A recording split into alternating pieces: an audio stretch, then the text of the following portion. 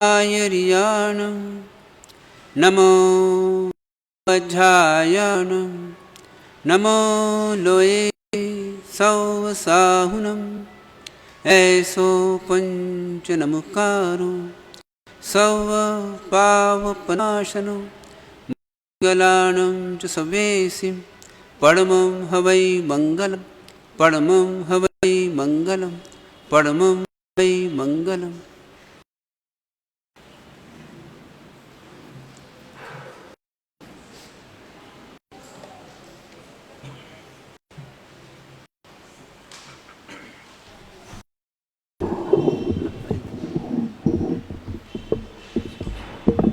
अरिहंतों को नमस्कार, सिर सिद्धों को नमस्कार, आचार्यों को नमस्कार, उपाध्यायों को नमस्कार, जग में जितने साधु गण हैं, जग में जितने साधु गण हैं, मैं सबको वंदूं बार बार। अरिहंतों को नमस्कार, सिर सिद्धों को नमस्कार, ऋषभजित संभव अभिनंदन हो,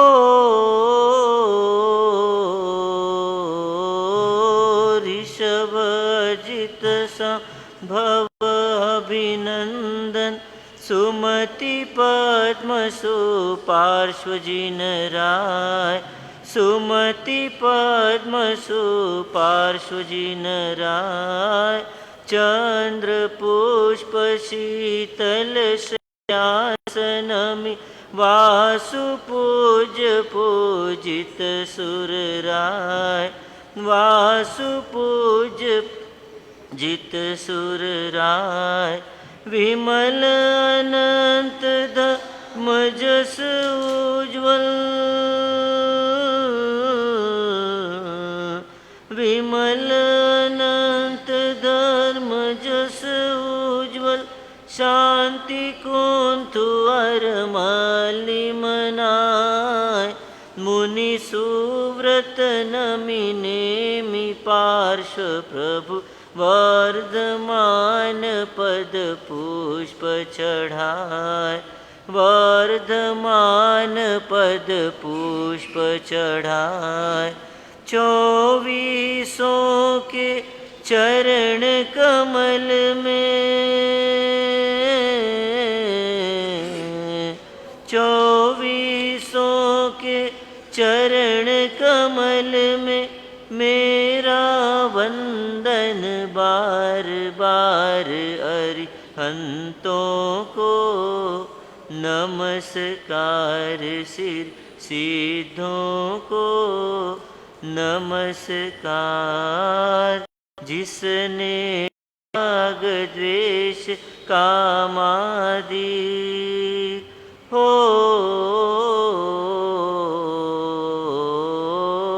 जिसने राग द्वेष कामादि जीते सब जग जान लिया, जीते सब जग जान लिया, सब जीवों को मोक्ष मार्ग का निष्प्रिय हो उपदेश दिया, निष्प्रिय हो उपदेश दिया। बुद्ध वीर जिन हरिहर ब्रह्मा,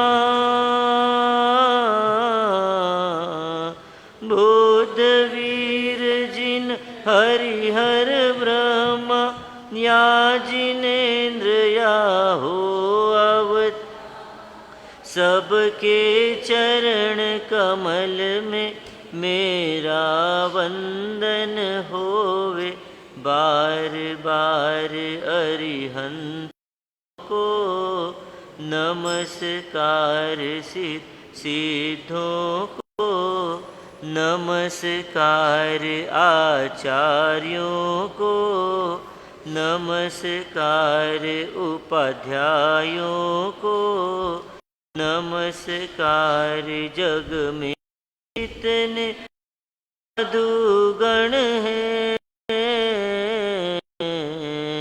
जग में जितने साधुगण हैं मैं सबको वंदू बार बार अरिहंतों को नमस्कार सिद्धों को नमस्कार।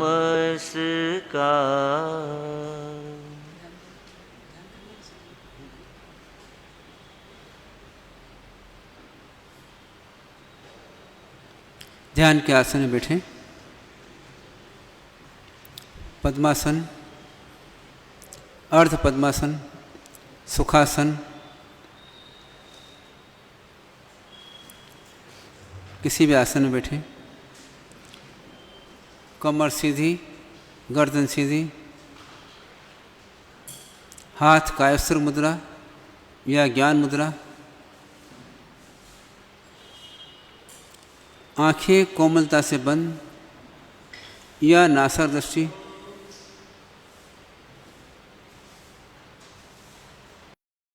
सांस धीमी धीमी गति से लेवें और धीमी धीमी गति से छोड़ें।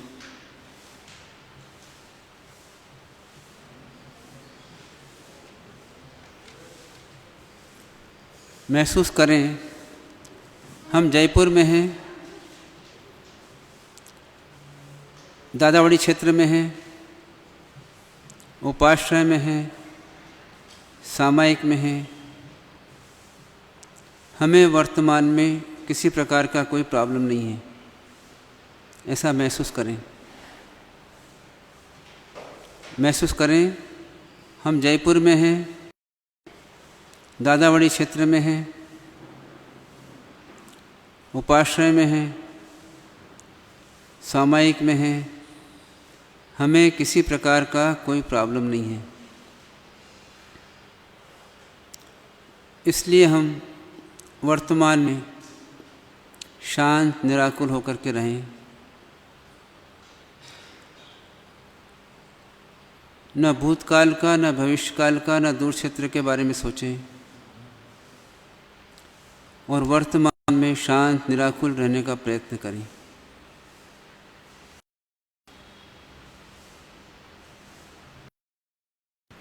ऐसा महसूस करें कि वर्तमान में न भूतकाल से मेरा कोई संबंध है, भूतकाल की घटनाओं से मेरा कोई संबंध नहीं है, भविष्यकाल की कल्पनाओं से मेरा कोई संबंध नहीं है, दूर क्षेत्र के व्यक्ति, वस्तु, घटना, परिस्थिति से मेरा कोई संबंध नहीं है। मुझे वर्तमान में कोई प्रॉब्लम नहीं है, मैं शांत निराकुल रहूं।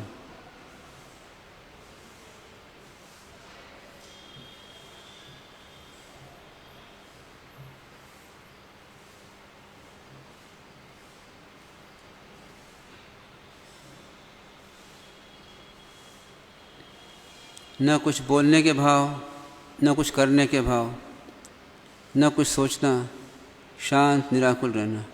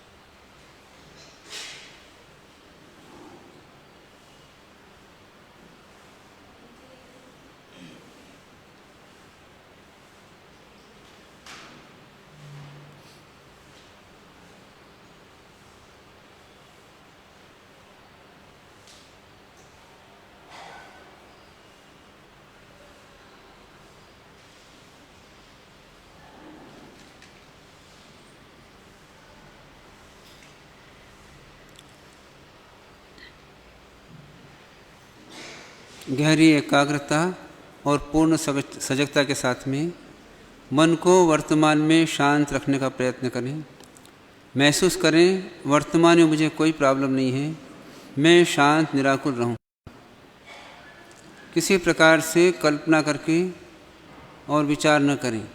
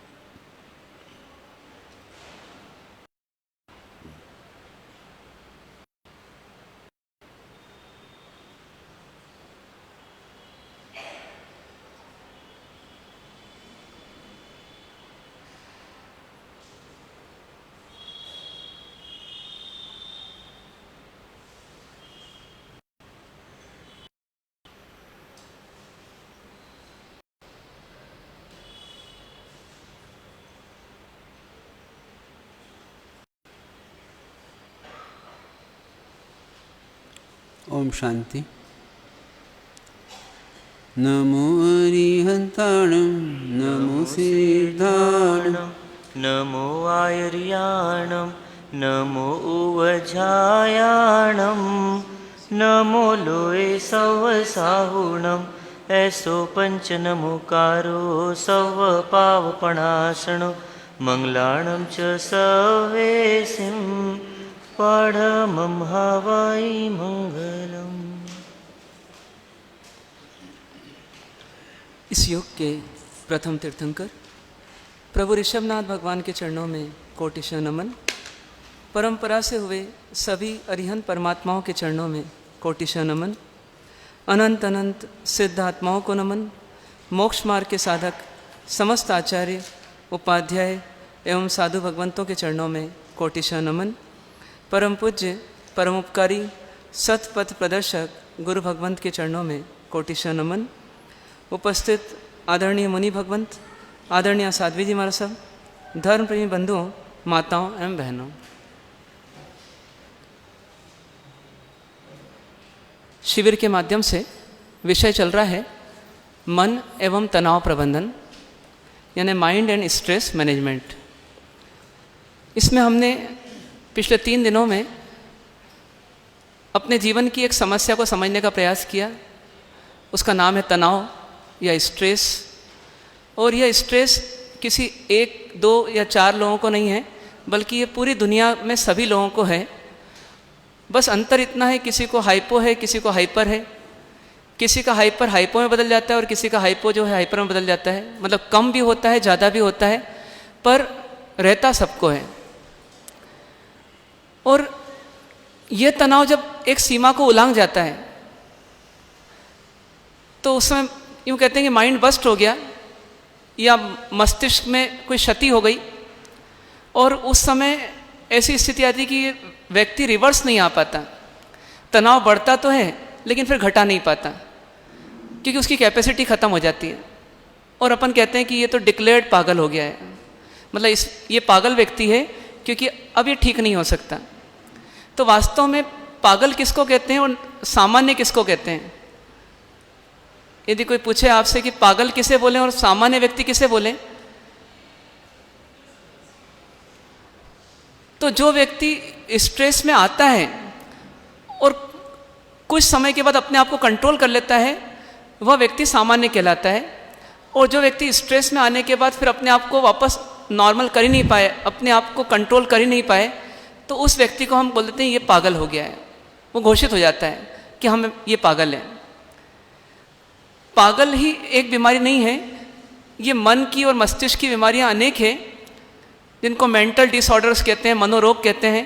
और आज अपन देखते हैं कि कितने ही साइकेट्रिस्ट, कितने साइकोलॉजिस्ट आपको हर गांव-गांव में, शहर-शहर में मिल जाएंगे। इसके पीछे कारण क्या है कि स्ट्रेस का लेवल व्यक्ति का बढ़ता चला जा रहा है, और वह व्यक्ति अपने आप पर जब काबू नहीं कर पाता है तो उसको फिर किसी साइकेट्रिस्ट या साइकोलॉजिस्ट को दिखाना पड़ता है। कभी कभी वो स्वयं चल कर जाता है उसके पास, और कभी उसको ज़बरदस्ती ले जाया जाता है। पर ये मन की समस्या जो है ये बहुत बड़ी और विकराल रूप लेती जा रही है। कहते हैं कि इंडिया में जितने मनोरोगी नहीं होंगे उससे अधिक कहाँ मिलेंगे? तो अमेरिका, इंग्लैंड आदि जगह मिलेंगे। क्यों? कोई बोलेगा वो तो डेवलप्ड कंट्रीज़ हैं, वहाँ तो सुख सुविधाओं की कोई कमी नहीं है। लेकिन सुख सुविधा मनोरोगों का इलाज नहीं है। वास्तव में सुख सुविधा जो है मनोरोगों का इलाज नहीं है। यदि किसी बच्चे को भूख लगी है और आपने घुंघरू खिलाने लगे उसको, तो कुछ देर के लिए चुप हो जाएगा वो, लेकिन उसकी भूख शांत नहीं होने वाली। तो ऐसी मनोरोगों को डेवलप होने से रोकने के लिए हम सुख सुविधाओं में अपने मन को बहलाते हैं, लेकिन मन में जो इच्छाएं हैं, जो राग द्वेष है, जो कषाय है, जो अंदर में तीव्र अभिलाषाएं हैं, वो कुछ समय के लिए डाइवर्ट जरूर हो जाती है, लेकिन यदि परमानेंट इलाज नहीं किया उसका अंदर से, तो इच्छाएं वापस क्या होती है, फिर भड़कती है और फिर व्यक्ति को स्ट्रेस दिलाती है। तो क्या करना चाहिए? तो परमात्मा कहते हैं, गुरुजन कहते हैं कि इस स्ट्रेस को मन की प्रॉब्लम मान करके मन से ही ठीक करना पड़ेगा, बाहर के साधनों से नहीं हो सकती। और इसीलिए अपन कॉन्सेंट्रेट कर रहे हैं कि मेरी स्ट्रेस का कारण मैं स्वयं हूँ, मेरे तनाव का कारण मैं स्वयं हूँ, न कि परिस्थिति है। मैं यदि अपने अंदर कंट्रोल मैकेनिज्म, मतलब नियंत्रणकारी पद्धतियों को डेवलप कर लूँ, तो मैं इस स्ट्रेस की बीमारी से मुक्त हो सकता हूँ। अन्यथा दुनिया में कोई दवा नहीं है, कोई दुआ नहीं है, कोई कर्म का उदय नहीं है जिससे मैं स्ट्रेस फ्री रह सकूं। जस्टी बात ये, मतलब स्ट्रेस फ्री रहने की जवाबदारी किसकी? तो मैं ये ना बोलूं कि मेरी पत्नी की है कि वो ऐसा व्यवस्था करे, ऐसा निमित्त बने जिससे मैं शांत रहूं, ये संभव नहीं है। जो जैसा है वैसा ही रहेगा, बस मुझे उसमें रहते हुए अपने आप पर काबू रखना है। जैसे गुब्बारा रहता है तो वो उड़ता किसके बल पर है? तो बाहर की हवा के बल पर नहीं उड़ता है, वो अपने अंदर की हवा के बल पर उड़ता है। बाहर में हवा खूब है और दिखता भी कि हवा में ही उड़ रहा है वो, लेकिन जिस हवा से उड़ रहा है वो तो अंदर की हवा है। तो वैसे की वैसे क्या है, यदि हमारे अंदर में कंट्रोल मैकेनिज्म होगा, हमारे अंदर में नियंत्रण होगा, आत्मनियंत्रण होगा, तो दुनिया की बाहरी ताकतें कुछ नहीं कर सकती। ये मानकर चलना पड़ेगा, क्योंकि दुनिया में आज तक कभी ऐसा हुआ नहीं कि किसी का पुण्य का इतना उदय हुआ कि उसको स्ट्रेस पैदा करने वाले निमित्त नहीं मिले। बड़े से बड़े पुण्यशाली आत्माओं को भी कुछ न कुछ पाप का उदय आता ही है। साता असाता का अल्टरनेट उदय चलते ही रहता है। शुभ नाम कर्म, अशुभ नाम कर्म का उदय चलता ही रहता है। उच्च गोत्र नीच गोत्र का उदय चलता ही रहता है। जन्म और मरण चलता रहता है। सम्मान और अपमान चलता रहता है। निंदा और प्रशंसा चलती रहती है। और आप खुद कहते हैं कि ये तो धूप और छांव की तरह है, संसार में सुख और दुख तो लगा ही रहेगा। तो सुख में जीने की कैपेसिटी सबकी है, लेकिन दुख में जीने की कैपेसिटी किसी की नहीं रहेगी। तो फिर स्ट्रेस फ्री कैसे रहेंगे? जब जब दुख आएगा तो हम स्ट्रेस में आ जाएंगे। तो इसलिए एक लक्ष्य बनाना पड़ेगा कि मुझे ही जवाबदारी लेना है अपने आप को तनाव मुक्त रखने के लिए। अब ये तनाव मुक्त रखना ये नेगेटिव सेंस में कथन है, और आनंद में रहना ये पॉजिटिव सेंस में। तो हमें सिर्फ नेगेटिव सेंस से ही नहीं समझना है इस चीज़ को, पॉजिटिव सेंस से भी समझना है। मतलब मुझे तनाव मुक्त रहना है, मतलब मुझे कैसे रहना है? तो मुझे सुख शांति आनंद में रहना है, सुख शांति और आनंद में रहना है मुझे। मतलब ये फीलिंग हमको करना है कि मुझे आनंद में रहना है, मुझे स्ट्रेस फ्री रहना है। ये मेरी यदि जवाबदारी है तो इसका मतलब इनडायरेक्टली मेरी जवाबदारी क्या है, बता सकते हैं आप? इनडायरेक्टली अपनी जवाबदारी क्या है? मुझे आनंद में रहना है। अब जैसे किसी व्यक्ति को उल्टी आती है, तो ऐसा नहीं होता कि 1 सेकंड पहले उसको सेंसेशन हुआ और वो उल्टी आ गई, इतना फास्ट नहीं होता। क्या होता है? धीमे धीमे धीमे धीमे लेवल बढ़ता है, और कभी कभी ऐसे गले गले तक उपके आते हैं, और फिर उस समय कंट्रोल नहीं किया, ये पॉट हाथ में ही लिया, तो जहाँ है वहीं पर उल्टी आ जाती है। तो ठीक उसी प्रकार से हम मान के चलें कि अशांति भी धीरे धीरे बढ़ती है। और यदि हम गले गले तक पहले से ही अशांत हैं, फिर क्या होता है? कोई छोटा सा निमित्त भी मिलता है, कोई छोटा सा कारण मिलता है, बहाना मिलता है, और हम क्या होते हैं? उत्तेजित हो जाते हैं, भड़क जाते हैं और बस्ट हो जाते हैं कभी कभी।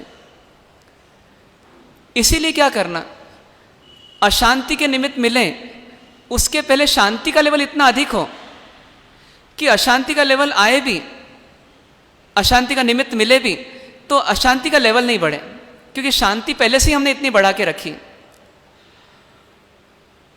एक व्यक्ति ने 10 जगह से पंचर पहिए को लेकर के लॉन्ग रन पर जाना शुरू किया। अब उसको कोई एक सेंसिटिव पत्थर ही मिलेगा, एक तिकोना पत्थर ही मिलेगा, तो क्या होगा? वो पंचर हो जाएगा। लेकिन दूसरे व्यक्ति ने क्या किया कि इतने लॉन्ग रन पे जाना है तो क्या करो, एक नया टायर ट्यूब डलवा लो। अब नया टायर ट्यूब भी उसी रोड से निकला और वही तिकोने पत्थर भी आए, लेकिन संभावना कम है कि वो पंचर हो जाए। कारण क्या है? उसने मजबूत टायर ट्यूब लिया है। ठीक उसी प्रकार से अपने मन को भी हमको जब निमित्त नहीं हो, जब परिस्थितियां नहीं हो, तब आनंद में लाने का प्रयास करना। अब आनंद में लाने का प्रयास कैसे करेंगे?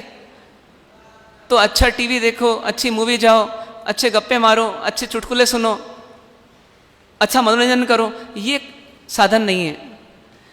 बस एक ही साधन है कि फील गुड, फील हैप्पी। मतलब मैं खुश हूँ, मैं प्रसन्न हूँ, मैं आनंद में हूँ। क्योंकि सुख और दुख साइकोलॉजिकल होता है वास्तव में।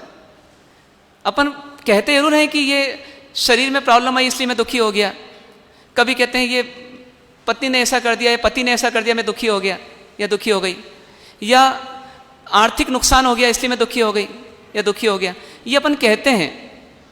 लेकिन वास्तव में सेम परिस्थिति दो लोगों को मिले, दुखदायी परिस्थितियां सेम दो लोगों को मिले, तो दोनों एक जैसे दुखी नहीं होंगे, उनके दुख के लेवल में अंतर होगा। दो व्यक्तियों को एक जैसा कोरोना हुआ और दोनों को क्वारंटाइन रखा गया, लेकिन एक ने अपने आप को कुछ अच्छे प्रोडक्टिव कामों में बिजी कर लिया और अच्छे समय को बिता लिया अच्छे तरीके से, और दूसरा व्यक्ति परेशान है, बार बार तारीख देखता है कैलेंडर में, आज 11वां दिन है, आज 12वां दिन है, कब छुट्टी मिलेगी, कब छुट्टी मिलेगी, केत खाना लग रहा है उसको। अब परिस्थिति दोनों की एक जैसी है कि अलग है? एक जैसी है, पर उसके बावजूद एक को उसमें भी आनंद है और एक उसमें भी दुखी है। इसका कारण क्या? यदि परिस्थिति दुखी करे तो फिर दोनों को एक जैसा दुख होना चाहिए। तो यहां तो उल्टा हो गया, एक दुखी और एक बिल्कुल लाइट ही है। एक व्यक्ति के ट्रेन एक्सीडेंट में हाथ कट गया, एक हाथ कट गया, हैंडल से फिसला, चलती ट्रेन में चढ़ रहा था, फिसला और नीचे गया तो हाथ पटरी पर आ गया, पहिया निकल गया और हाथ कट गया। और ऐसा समय था कि कोई था भी नहीं आसपास। उस व्यक्ति ने बहुत खुशी खुशी जब ट्रेन निकल गई तो अपना हाथ उठाया दूसरे हाथ से और खुद हॉस्पिटल गया, और वो खुश था। क्यों खुश था? मैं बच गया, मैं बच गया। तो आप सोचिए कि कितना बड़ा हादसा हो गया, जीवन में हमेशा के लिए अपंगता आ गई या हाथ चला गया, लेकिन उसके बावजूद वह व्यक्ति प्रसन्न था कि मैं बच गया बाल बाल। यदि हाथ की जगह मेरा सिर होता तो क्या होता? तो वही कंडीशन है कि जो दुख पैदा कर सकती है उसी में वह व्यक्ति सुखी है, खुश है। तो ये तो क्या हो गया? ये आपका स्वयं का अंदर का विश्लेषण, चिंतन, मनन और अंदर का निर्णय वो डिसाइड करता है कि आप परिस्थिति में सुखी रहोगे या परिस्थिति में दुखी रहोगे। इसे शॉर्ट में बोलें तो सुख और दुख साइकोलॉजिकल है। साइकोलॉजिकल या स्पिरिचुअल है, मतलब आत्मिक मान लो या मानसिक मान लो। मन और आत्मा तो दोनों जुड़े हुए हैं। पहले बताया आपको कि जैसा आत्मा इंस्ट्रक्ट करती है मन वैसा ही करता है। तो मानसिक बोलो या आत्मिक बोलो एक ही बात है, पर सुख और दुख वस्तु से कभी नहीं होता, व्यक्ति से कभी नहीं होता, परिस्थितियों से कभी नहीं होता, वो होता स्वयं से ही है। कोई बोलेगा कि चलो बाहर में कोई घटना घटी, उसको मैं कैसे लूं, सुख से लूं कि दुख से लूं, ये मेरे ऊपर निर्भर करता है। लेकिन शरीर में प्रॉब्लम आ रही है तो भी क्या सुख साइकोलॉजिकल है कि फिजिकल है? या दुख जो है साइकोलॉजिकल है कि फिजिकल है, शारीरिक है कि मानसिक है? तो मानसिक ही है। ये समझने के लिए भेद किए जाते हैं कि ये शारीरिक दुख है, कैंसर का होना, एड्स का होना, बीपी का होना, ये मानसिक दुख है, शारीरिक दुख है। कोई बोलेगा कि ये पारिवारिक दुख है, मेरे को मेरी पत्नी सुनती नहीं है, मेरा बच्चा मानता नहीं है, मेरा पति का चाल चलन ठीक नहीं है। ये अपन कहने के लिए बोलते हैं कि कोई शारीरिक दुख है, कोई पारिवारिक दुख है, कोई प्राकृतिक दुख है, गर्मी ठंड बरसात आना, ये सिर्फ समझाने के लिए है। वास्तव में दुख का एक ही कारण है या सुख का भी एक ही कारण है। वो कौन? मानसिक बोलो या आध्यात्मिक बोलो एक ही बात है। मतलब सुख और दुख इंटरनल है, उसका कारण हम एक्सटर्नल भले ही बता दें लेकिन है तो इंटरनल। हमारा विश्लेषण, हमारा चिंतन मनन, हमारी दिशा सोचने की जैसी होगी उसके आधार पर हम सुखी या दुखी होंगे। एक भाई सैलून पर गया, वो पूरे बाल मुंडन करवाने गया, उसको बाल चाहिए ही नहीं, कुछ भी कारण है, बीमारी है, जो भी स्किन इन्फेक्शन है, जो भी है, उसका पूरा मुंडन हो जाएगा, उसको कोई दुख नहीं होगा और अच्छा लगेगा कि हल्का लग रहा है मेरे को।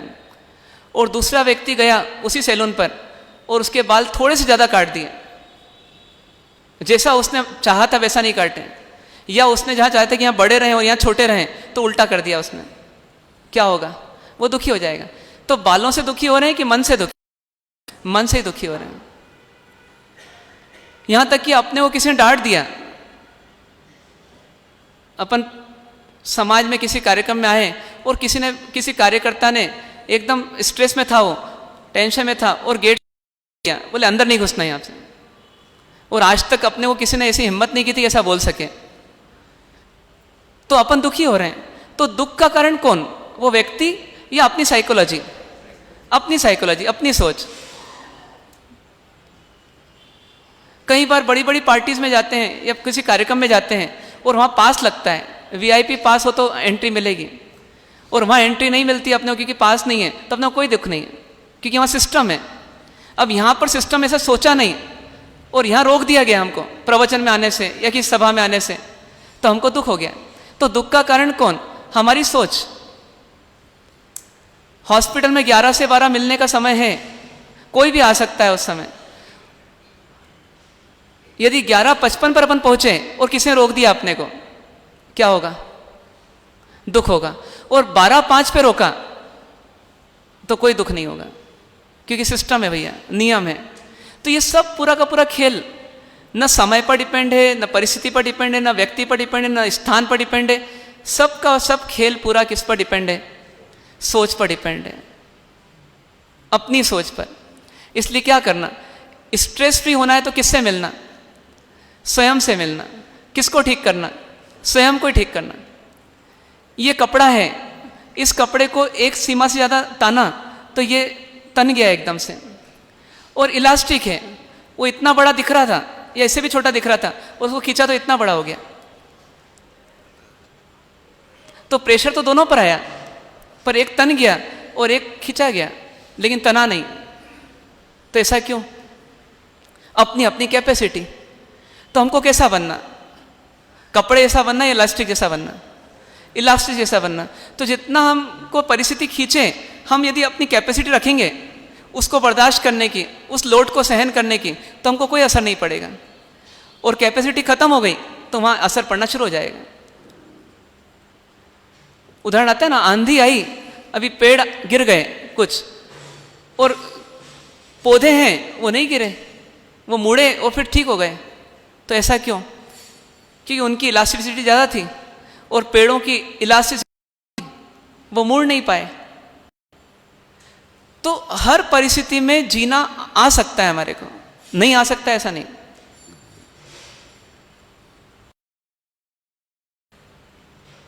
पत्नी ने कुछ कह दिया हमारे को कि आपको 5 बजे आना है आज, और हमारा राइट टाइम 5 बजे आने का नहीं है, लेकिन खाना आज 5 बजे खाना है आपको, मैं आज शाम को दूंगी नहीं, ये भी साथ में बोल दिया। और फिर भूखे रहना आप, ये और बोल दिया। और भूखे रहना नहीं, भूखे मरना।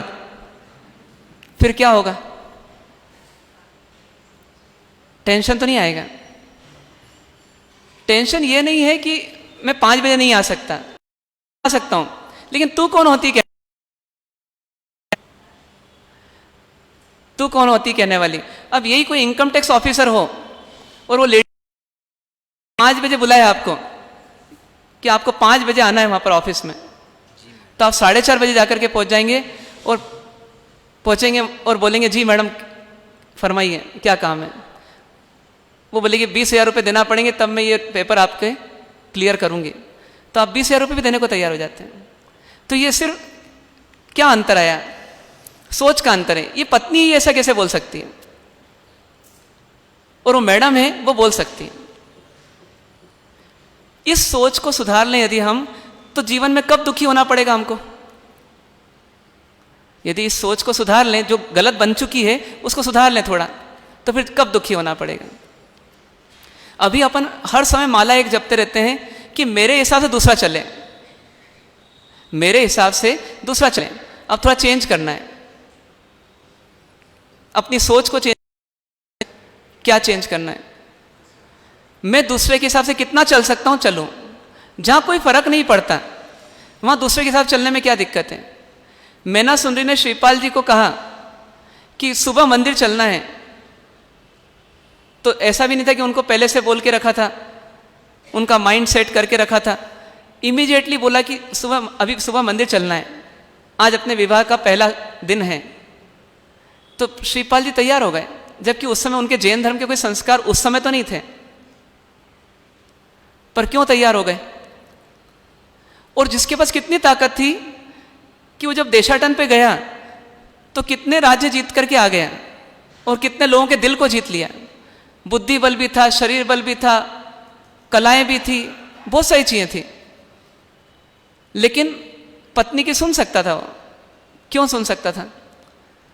क्योंकि उसको अहंकार नहीं था कि मैं पति हूं। यदि किसी ने अच्छी बात कही है तो मुझे एक्सेप्ट करना है। तो अपनी सोच को ऐसा फ्लेक्सिबल, इलास्टिक जैसा बना के रखा तो कोई दिक्कत नहीं है।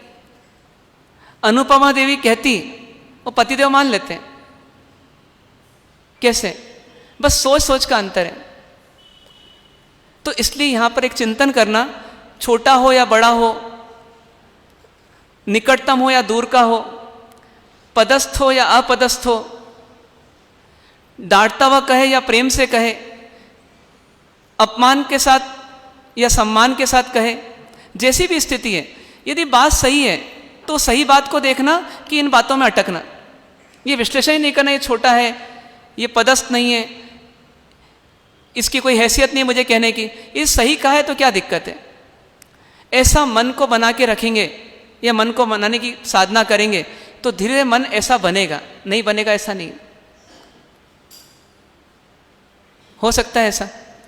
तो इस मन को सेट करना जिससे कि ये स्ट्रेस फ्री रहे। कुल मिलाकर के अपनी स्वयं की जवाबदारी है अपने आप को स्ट्रेस फ्री रखने की।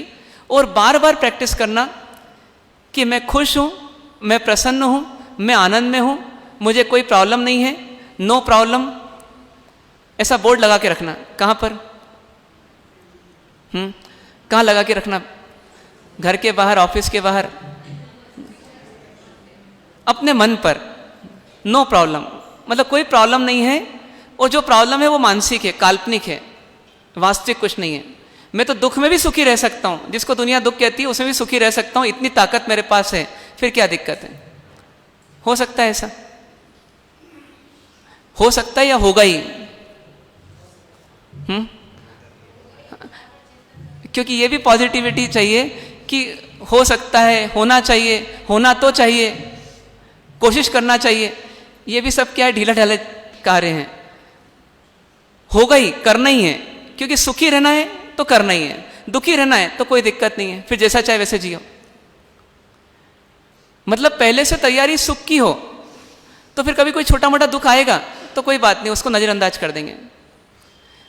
सुबह उठे, लेट उठे, मोबाइल देखा, घड़ी देखी, टाइम ज़्यादा हो गया, यहीं से स्ट्रेस शुरू हो गया। अब भूल ही जाते हैं कि मैं खुश हूँ, मैं प्रसन्न हूँ, मैं आनंद में हूँ। मतलब पहली श्वास जो लेते हैं अपन उठने के साथ, वो कौन सी लेते हैं? दुख की कि सुख की? दुख की लेते हैं। कोई बहन है, अरे बच्चों के स्कूल शुरू हो गए, अब उनके लिए टिफिन बनाना है, अभी पहला थॉट ही आया। अब पहला थॉट ही जब ये आया तो स्ट्रेस शुरू। अब इसकी वजह ये भी हो सकता है कि बच्चे के बहाने चलो मैं जल्दी उठना शुरू कर दूं, और जिससे कि बच्चा भी टाइम पर स्कूल पहुंच जाए और मैं भी पहुंच जाऊं, तो मेरा तो फायदा हो गया। मैं लेट उठने लगी थी, अब मैं टाइम पर उठूंगी। तो हर समय सोचना कैसा, ये अपने ऊपर है। सोचने की दिशा कौन सी रखना, तो ऐसी रखना इससे अपन सुखी रहें, खुश रहें। इसके लिए आपको पहले दिन बताया था कि अभाव को मत देखो। यदि अपन दुखी रहने की आदत वाले हैं तो अभाव को मत देखो, सद्भाव को देखो, उपलब्धियों को देखो, क्या मिला है अपने को उसको देखो, क्या नहीं मिला उसको छोड़ दो। शुरुआत में तो यही प्रैक्टिस करना पड़ेगी। और फिर दूसरा बताया था कि वर्तमान में जियो, जिससे कि अतीत की समस्याओं को तो भूलो और भविष्य की समस्याओं को ही भूलो, वर्तमान में जियो। कैसा सुखी रहना है अपने को, तो ये सीखना है। तो बस इसका मापदंड एक ही बनाना कि अपन जीवन में जो भी काम करते हैं, कभी ऑफिस जाते हैं, कभी टीवी देखते हैं, कभी घर में रहते हैं, कभी भोजन करते रहते हैं, कभी एकदम आंख फाड़ करके किसी आश्चर्य को देख रहे हैं, अरे ऐसा कैसे हो गया।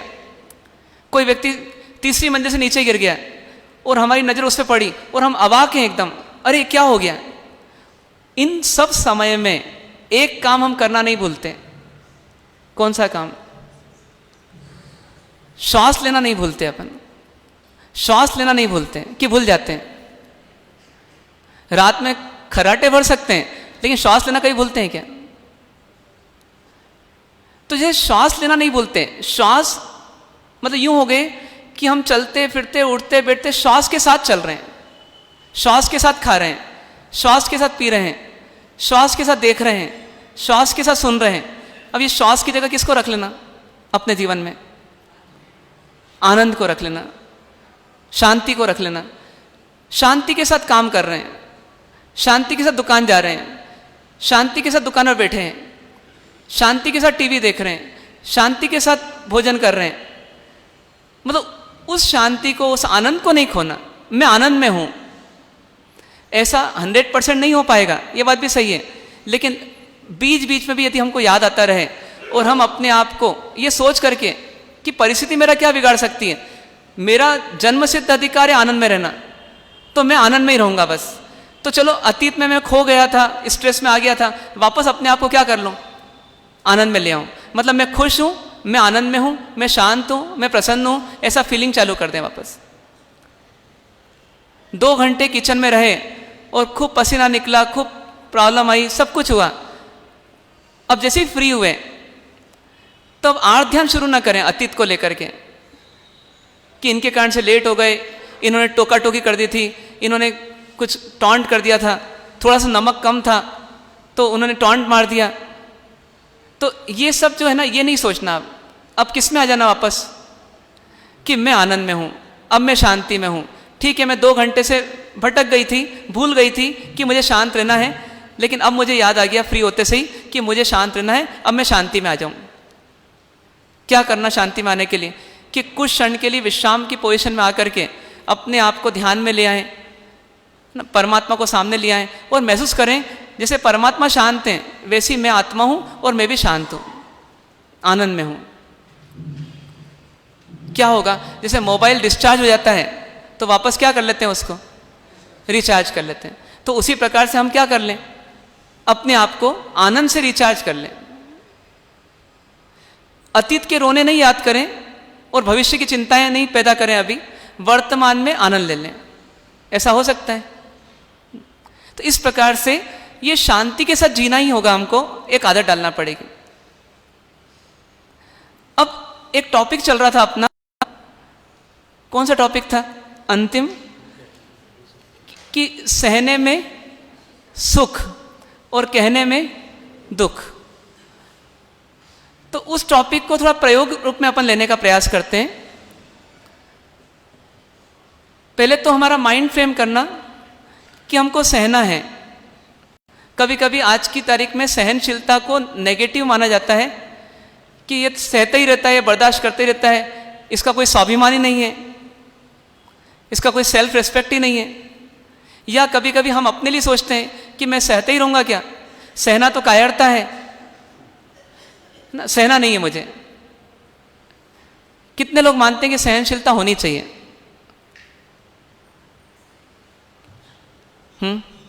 इतने लोग मानते हैं सहनशीलता होनी चाहिए। कहीं प्रश्न गलत तो नहीं सुन लिया आपने? सबके में होनी चाहिए। सहनशीलता होनी चाहिए किसमें? सबके, दूसरों के, दूसरों में। फिर किसमें? स्वयं में होनी चाहिए। नहीं तो हम सहते रहेंगे तो दबाते रहेंगे ना लोग अपने को, नहीं दबाएंगे? दबाएंगे वो तो नहीं दबाएंगे। फिर क्या होगा? अपने को हार पहनाएंगे। आज तक किसी को हार पहनाया सहने के बाद किसी ने? सहना चाहिए क्या अपने को? हाँ, एक सीमा तक। अब धीरे से आया पॉइंट। एक सीमा तक। वो सीमा क्या? वो मेरा मन जैसा बोले। कोई ऐसे हैं जो कंडीशन लेस सहना चाहते हैं, सहना चाहते हैं। कितनी प्रैक्टिस करते हैं उसके लिए? पहली बात तो सहना चाहिए या नहीं सहना चाहिए? सहना कायरता नहीं है क्या? सहते जाएं तो ये तो सामने वाला हमारे ऊपर एक सीमा है ना, वही वो सीमा बहुत थोड़ी सी हो। दूसरे की सहने की सीमा कितनी होनी चाहिए? उसकी तो पूरी 100% होनी चाहिए, और हमारी 1-8% मतलब बहुत है। पर आप सोचो, सहने में फायदा है कि नुकसान है? सहना 2 तरह का है। एक बाहर से तो एक्सप्रेस नहीं करना, बाहर से अच्छा रहना, और भीतर में घुटन करते रहना, घुटते रहना। ये सहने की बात यहाँ नहीं हो रही। ये सहना तो गलत हो सकता है, लेकिन एक सहना वो है जिसमें आनंद के साथ रहना है, अंदर में आनंद के साथ, आनंद खोना ही नहीं। इसको सहना बोलते नहीं आजकल, लेकिन वास्तव में यही सहनशीलता सच्ची थी। इसी को क्षमा बोलते हैं, इसी को तितिक्षा बोलते हैं, इसी को सहनशीलता बोलते हैं, इसी को परिशय जय भी बोलते हैं। तो वास्तव में सहनशीलता जिसमें प्रभावित ही नहीं हो रहे हैं, मतलब हम पर दबाव ही नहीं आ रहा, न बाहर से न अंदर। हम बिल्कुल लाइट हैं, एनर्जेटिक हैं, आनंद में हैं। जैसे दीक्षा ली ना, तो सुबह सुबह तो कुत्ते दौड़ जाते थे, तो कुत्ते दौड़ते पीछे, तो हम लोग रुक करके पीछे मुड़ते हैं, थोड़ी देर खड़े रहते हैं, सोचते अपने खड़े रहने से ही चला जाएगा, वो जाता नहीं और उल्टा ज़्यादा भोगने लग जाता है। फिर कभी थोड़े आगे बढ़ने लगे तो धीरे ऐसा हो गया कि चलते जाते और पीछे मुड़ मुड़ के देखते जाते हैं। ऐसा लगता है अब काटेगा, अब तब काटेगा। फिर धीरे समझ में आया कुछ सालों के बाद कि यदि कुत्ते से बचना है तो क्या करो, सुनो ही तो ना उसको डंडा दिखाओ, ना उसको, ना आप रुको, और ना आप उससे उम्मीद करो कि वो भूखे नहीं। फिर क्या करो, बस आप चलते जाओ। आप जितना उसको देखोगे उतना उसको आप और मोटिवेट कर रहे हो कि तू और भूख। तूने डरा दिया इंसान को, और आपने कुछ सोचा ही नहीं, कुछ देखा ही नहीं उसकी ओर, और आप निकलते गए। वो थोड़े समय तक अपनी सीमा तक भोगता है, उसके बाद वो अपने आप चुप होकर वापस लौट जाता है। तो बस ऐसे ही तरीका जो है कि आप परिस्थिति से प्रभावित ना हो, आप पर उसका कोई प्रभाव नहीं पड़े, इसी का नाम सच्ची सहनशीलता है। भगवान महावीर ने यही गुण डेवलप किया था, और यही गुण हम डेवलप करें तब जाकर के हम वास्तव में भगवान महावीर के संतान हैं। और ये वीरता है सच्ची। वो कायरता है कि हम डंडा दिखा रहे हैं या हम कोई शस्त्र दिखा रहे हैं, तलवार दिखा रहे हैं किसी को, ये तो कायरता हो गई। पर हम उससे प्रभावित ही नहीं हो रहे हैं, उसका इफेक्ट ही नहीं आ रहा है, तो वो वास्तव में सच्ची सहनशीलता है। तो ऐसी सच्ची सहनशीलता हमारे भीतर आ सकती है क्या? बताइए, आ सकती है क्या? उसके लिए बस क्या बदलना पड़ेगा? अपनी सोच को, अपनी दृष्टि को, अपने नजरिए को। कुछ अच्छे प्रसिद्ध नाम हैं, हालांकि हर जगह लगाने के नहीं, लेकिन फिर भी सोचने के तो हैं। जैसे कभी कोई व्यक्ति आपसे मिला और निकट से मिला और आपके गुस्सेल रूप को देखा, मान लीजिए, तो कभी उसके मुंह से निकल गया कि ये क्या कुत्ते जैसे भौंकते रहते हैं। ऐसा कभी निकला? हम तो इतने अच्छे हैं कि हमारे बारे में तो कोई सोच ही नहीं सकता ऐसा, लेकिन हमारे मन में किसी और के लिए कभी आया ऐसा? ये सर्प जैसा डसता ही रहता है, कोई जोर जोर से बोलता है तो ये धाड़ता ही रहता है। ऐसा कभी कभी किससे जोड़ते हैं? पशुओं से जोड़ते हैं अपने जीवन को। होता है ऐसा, ये उपमाएं दी जाती है। तो यदि आप सोचना कि कभी अपने को ऐसी परिस्थिति में आना पड़े कि जहाँ पर अपने सामने जो व्यक्ति है वही गलत है, और वो गलत है, ये बात स्पष्ट है, अपनी कोई गलती नहीं, ये बात भी बिल्कुल सही है, लेकिन वो व्यक्ति हम पर चिल्ला रहा है, हमको डांट रहा है, हमारी गलती बता रहा है, हमको टोका टोकी कर रहा है, जो भी उसके XYZ जो भी कमेंट्स हैं वो हैं। तो ऐसी स्थिति में हम क्या सोच सकते हैं? सोच सकते हैं मतलब बोलने के लिए नहीं, लेकिन सोचने के लिए क्या सोच सकते हैं कि देखो ये व्यक्ति पागल हो गया है। टेम्परेरी, अभी बताया आपको थोड़ी देर पहले कि एक टेम्परेरी पागल होता है, एक परमानेंट पागल होता है। परमानेंट पागल को डॉक्टर के पास ले जाते हैं, टेम्परेरी पागल खुद ब खुद थोड़ी देर बाद ठीक हो जाता है। अपन दोनों में से कोई एक न एक तो है, ये तो पक्की बात है।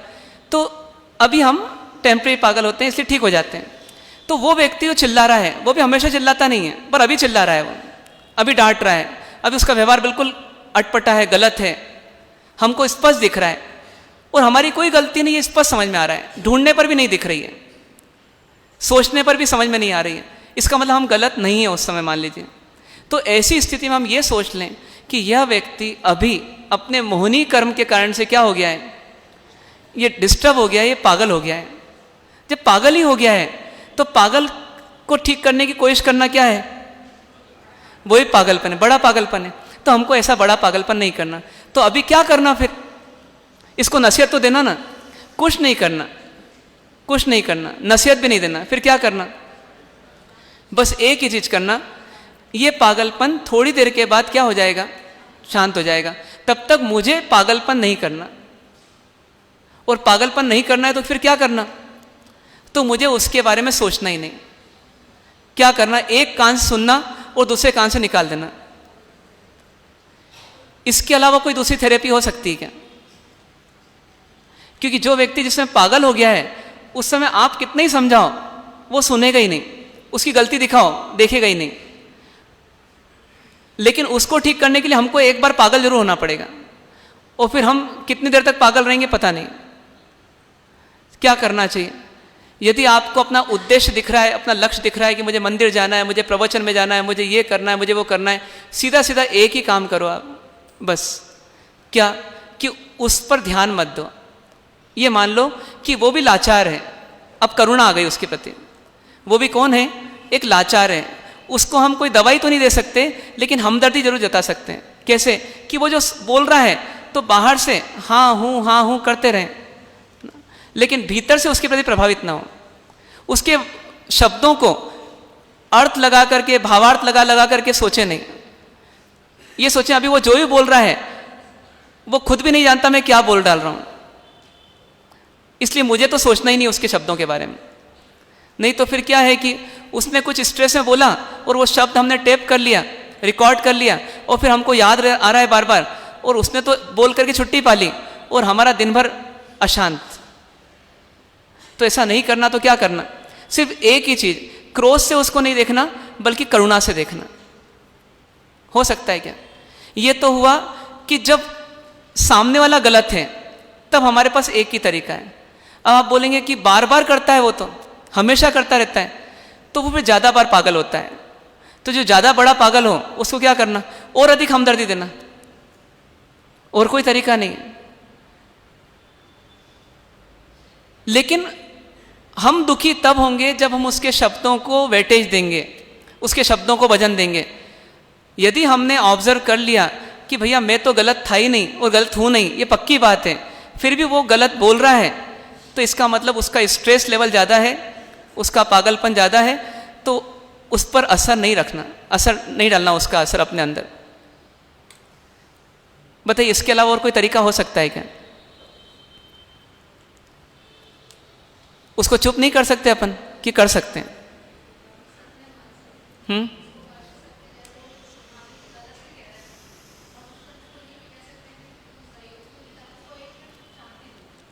हाँ, मतलब उसको जो ठीक करने के लिए करना है वो तो कर सकते हैं, पर अपने मन को बिगाड़े बिना।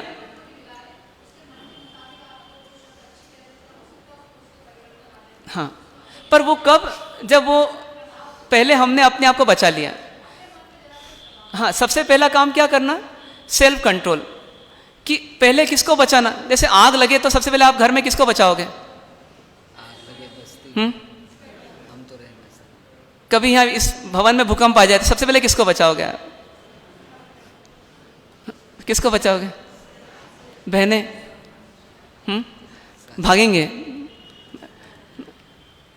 भूकंप आ गया, अभी बिल्डिंग हिल रही है, अभी तो सिर्फ पंखा हिल रहा है पर पूरी बिल्डिंग हिलने लग जाए, क्या करेंगे? भागेंगे नहीं भागेंगे? भागेंगे। चरवला देखा कि बिना चरवले से ही? चरवला भी कौन देखना, जान है तो जहान है। पर आप सोचो कि मतलब सबसे पहले किसको बचाना? तो अपने आप को बचाना, ये पक्की बात है ना। तो यदि सामने वाला लड़ने आया है, सबसे पहले किसको बचाना? कोई कोरोना मरीज नजदीक आ जाए तो पहले अपन क्या करेंगे? भैया अपन दूर हो जाओ, वो दूर होगा बाद में, पहले अपन दूर हो जाओ। तो ऐसे ही क्या करना? यदि कोई लड़ने आ गया है तो सबसे पहला काम क्या करना? पहले अपना सेल्फ कंट्रोल बढ़ाना, अपने आप को क्या बनाना? इलास्टिक बनाना। मुझे गुस्सा नहीं करना है, हे जीव तुझे शांत रहना है, हे जीव तुझे गलती नहीं करना है, अनंत बार किए पहले, अब नहीं करना है, आत्मा का बोध कर। इतने तक नहीं भी पहुंचे तो कम से कम इतना जरूर करें कि मुझे क्रोध नहीं करना है, फिर रास्ते अपने आप दिखने लग जाएंगे। लेकिन ये भीतर में सजगता कब आएगी? जब बार बार इसी का अभ्यास करेंगे। और आपके लिए तो बहुत सिंपल है, देखा जाए तो जितने गृहस्थी होते हैं उनके लिए बहुत सिंपल होता है। क्यों? क्योंकि उनको क्या होता है, एक ही फिल्म में काम करना है। हमारी फिल्में तो बदलती रहती हैं, हमारे कलाकार बदलते रहते हैं, आपके कलाकार फिक्स रहते हैं। तो जो विलन है वो विलन का ही काम करेगा, आपको पता है क्या करना उस समय। तो पहले से ही तैयारी हो कि मुझे ये ऐसा ही बोलेगा, सुबह सुबह अक्सर बोलता है, वीक में 3 दिन बोलता है, 4 दिन बोलता है, मतलब मान लो बोलेगा कभी भी। तो बस उसके लिए क्या तैयारी रखना है, पहले से तैयारी रखिए। तो यदि हम सोचें, थोड़ा चिंतन करें, तो हमारे पास वो शक्ति है, वो सामर्थ्य है। बस हमारी तैयारी होनी चाहिए कि मुझे उसको नहीं सुधारना, मुझे बस अपने आप को ही सुधार रखना है और कुछ नहीं करना है। इतने ही काम कर लूँ तो बहुत है।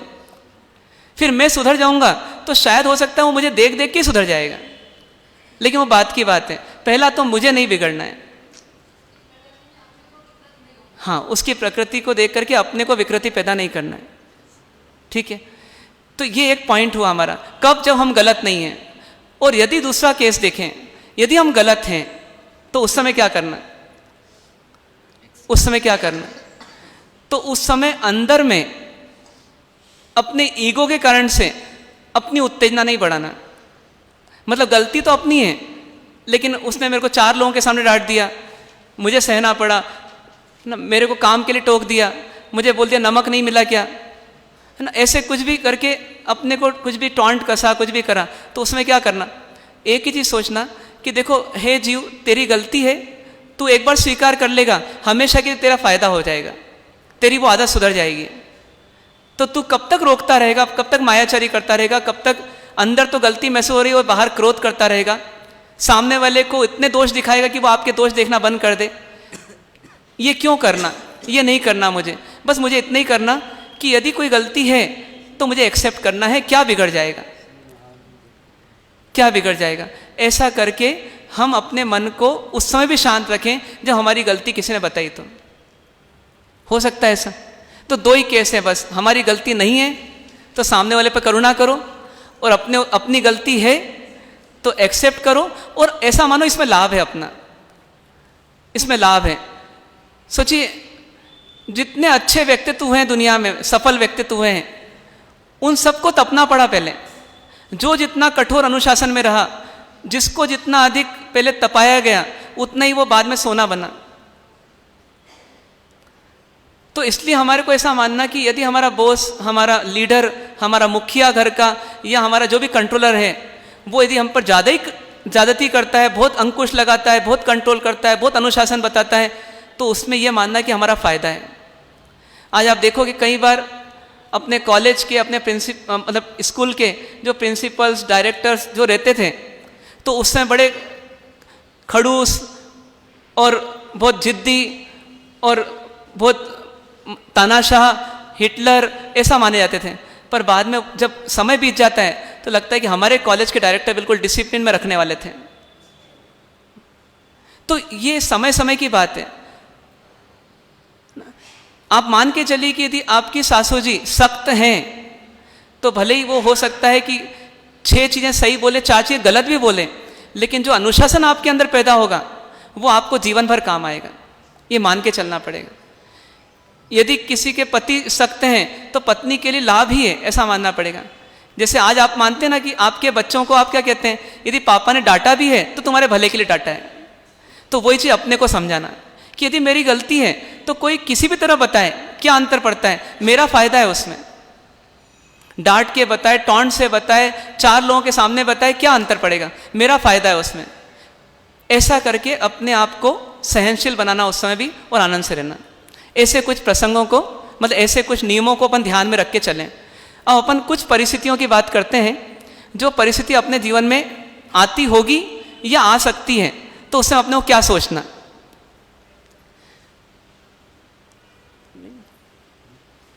कुछ परिस्थिति महाराज साहब बताएंगे, उसका सॉल्यूशन अपने को सबको सोचना है। जैसे एक पति पत्नी के बीच कुछ झगड़ा हो गया किसी बात को लेकर के, और पत्नी ने गुस्से में आकर कह दिया कि तुम क्या सोचते हो, मेरे मायके वाले हैं, मेरे को संभाल लेंगे। और ऐसा सोच करके पत्नी क्या हुई, घर छोड़कर चले गई। अब जब मायके पहुंची तो क्या हुआ, वहाँ पर कुछ दिन तो ठीक चला, पर धीरे धीरे क्या हुआ, वहाँ पे वैल्यू ख़त्म होने लगी। मतलब कोई केयरिंग करने नहीं लगा, सब उसको अवॉइड करने लगे। पर अब लेकिन अंदर में ईगो भी चल रहा है कि मैं खुद छोड़ कर आई हूँ तो जाऊँ कैसे अब। तो अब ऐसी सिचुएशन में क्या करना। समझ में आ गई सिचुएशन आपको? ये हमारे सामने देखी नहीं है, सोची है ना। और मैं भी सुन रहा हूँ और सोच रहा हूँ। तो देखिए इसमें, हाँ बोले, कुछ बोल रहे हैं।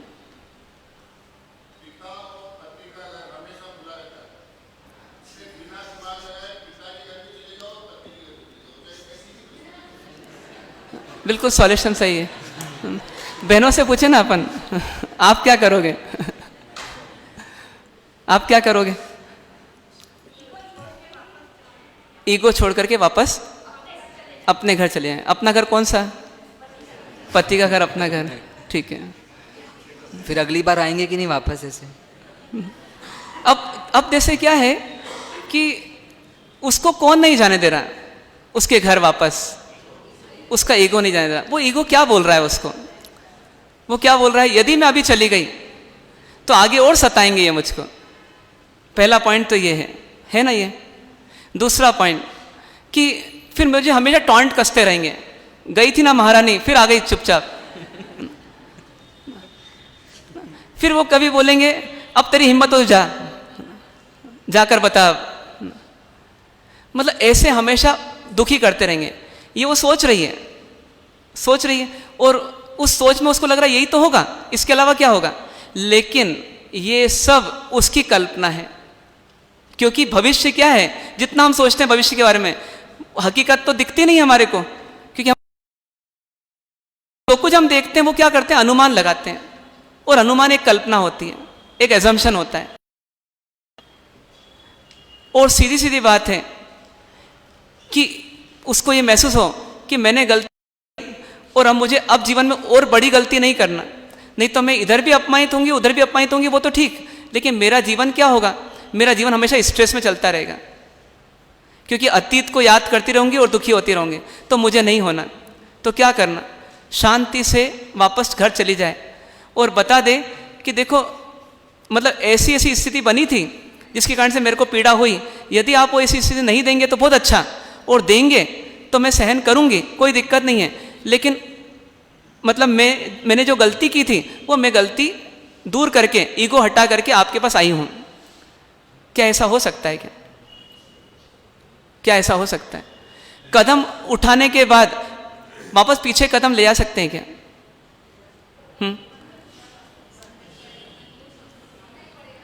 यदि नहीं पीछे ले जाएंगे तो क्या होगा, फिर स्ट्रेस चलता रहेगा, जिंदगी भर स्ट्रेस चलेगा। हाँ बोले।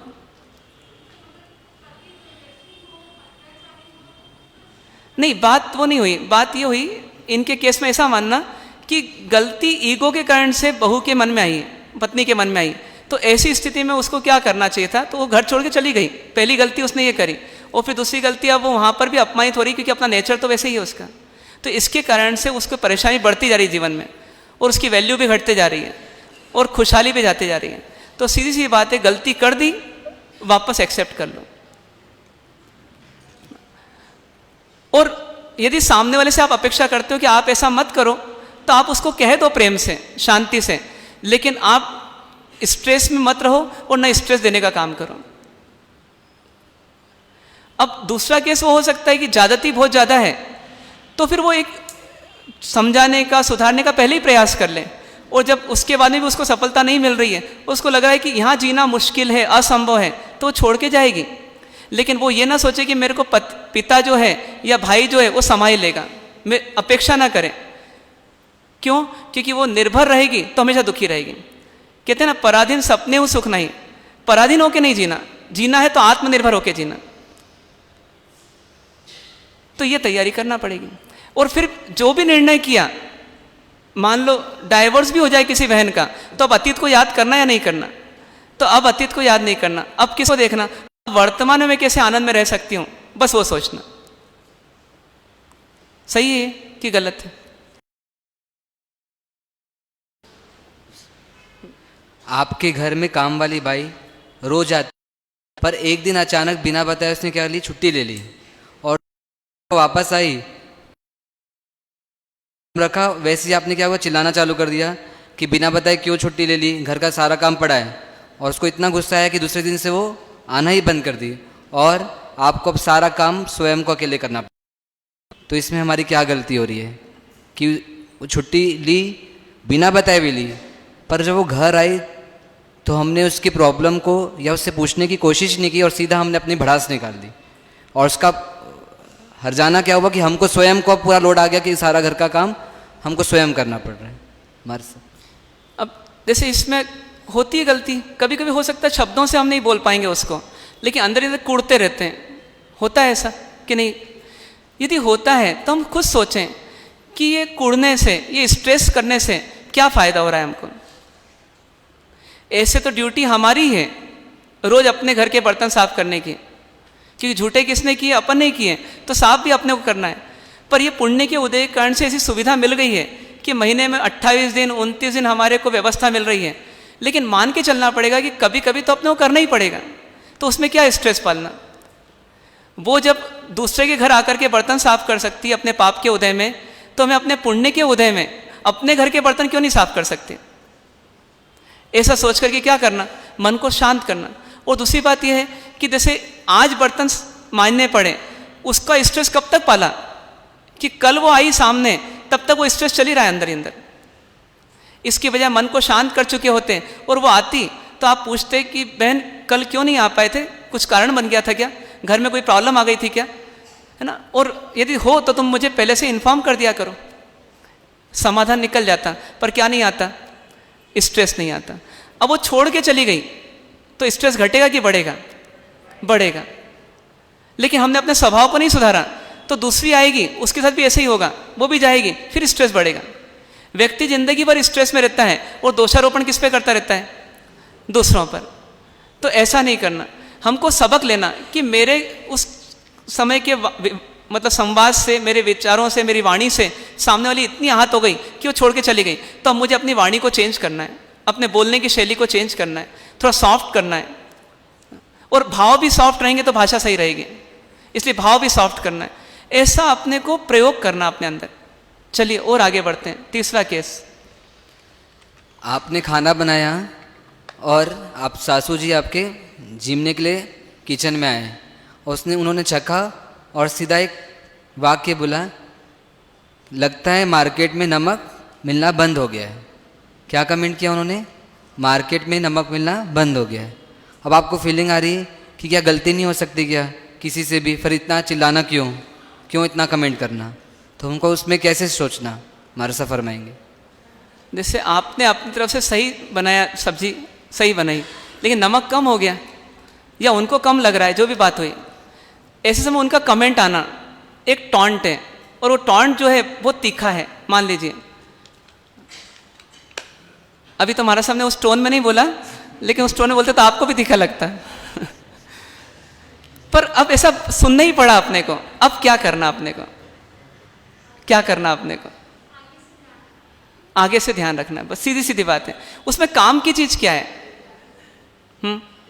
बस काम की चीज ये कि नमक उनको कम लगा है, अपन तो उनके लिए बना रहे थे, सबके लिए, तो उनका फीडबैक आया है नमक कम है, अगली बार से नमक ज़्यादा डाल देंगे। अपने पियर में भले कम डलता हो कोई दिक्कत नहीं, लेकिन इनका नमक खाते हैं तो इनके लिए नमक उनके हिसाब डाल देंगे अपन। हो सकता है ऐसा। मतलब सीधी सीधी बात है, टॉन्ट का भी कैसा अर्थ निकालना ये किस पर निर्भर करता है, ये अपने ऊपर निर्भर करता है।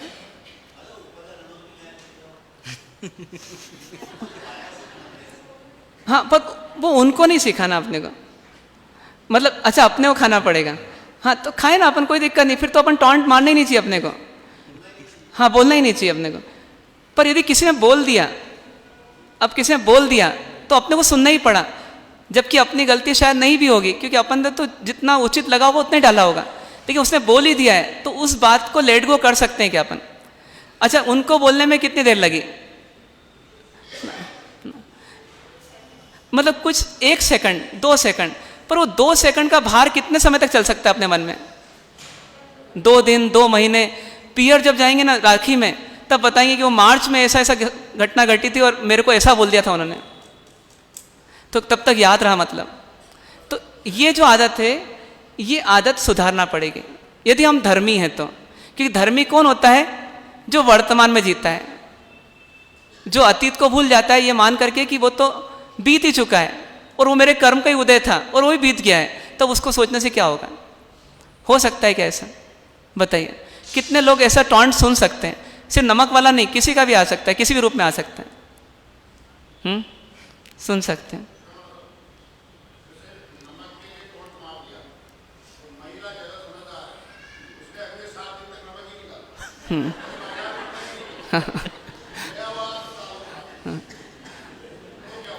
देखो क्या है, ये महिला क्या कर रही है, उनको सुधारने के लिए एक तरीका निकाल रही है, पर उनको सुधारने का तरीका निकालने के चक्कर में ये स्वयं स्ट्रेस में चल रही है। भले ही वो उनको स्ट्रेस दे करके स्ट्रेस फ्री होना चाहती है, लेकिन पहले उनको स्ट्रेस देगी तब तक स्ट्रेस रखेगी। यदि स्ट्रेस फ्री रहना है तो क्या करना, सीधा सीधा अर्थ निकालना कि नमक आपको कम लगा, आपके लिए भोजन बनाया था, और दे देते हैं। आप खुद सोचिए, होटल में गए और आपने वेटर को कहा कि भैया इसमें थोड़ा मिर्ची डालना है, मेरे को थोड़ा नमक मिर्ची मसाला लिया हो, वो ले आता है चुपचाप। वो ये नहीं बोलता कि मतलब आप कैसे ब्लेम कर रहे हैं कि हमारे यहाँ नमक कम डला है, हमारे मिर्ची ज़्यादा डली, या जो भी, जो आप चाह रहे हो वैसा मैं कर देता हूँ। As per your order, as per your order, आपके ऑर्डर के अनुसार मुझे चलना है। तो आपके लिए भोजन बनाते हैं, आपका फीडबैक है नमक कम है, या तो अभी डाल देते हैं थोड़ा ऊपर से, और या फिर हम आपको अगली बार से जब बनाएंगे तो व्यवस्थित बना के देंगे। तो सबसे अच्छा तरीका है, किसी को सुधारना नहीं है, बस मुझे बिगड़ने से बचना है। ठीक है, और आगे से आप बिजनेस करते हैं और आपके पापा या जो दादा हैं वो सालों साल बिजनेस करते आ रहे हैं। आपकी पॉलिसी में अब ये है सेट है कि अपन उधार लो पैसे और अपने बिजनेस को एक्सपांड करो, और पापा की ऐसी रणनीति है कि अपन कैश में ही बिजनेस करो, जितना उतने में ही करो, पर मतलब रिस्क मत लो, लो रिस्क लो प्रॉफिट, ऐसे उनकी पॉलिसी है।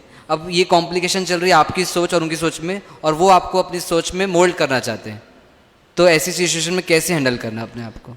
मतलब पिता और पुत्र के बीच में अब ये विवाद कौन सा है, एक्यूट है कि क्रोनिक है? एक्यूट है कि क्रोनिक है? ये क्रोनिक है, क्योंकि रोज चलेगा। रोज आप कैश में दोगे वो कुछ टोका टोकी करेंगे, और सॉरी क्रेडिट में दोगे वो टोका टोकी करेंगे, और टोका टोकी करेंगे तो आपको बर्दाश्त नहीं होगा। तो अब ऐसे समय क्या करना, क्या करना चाहिए?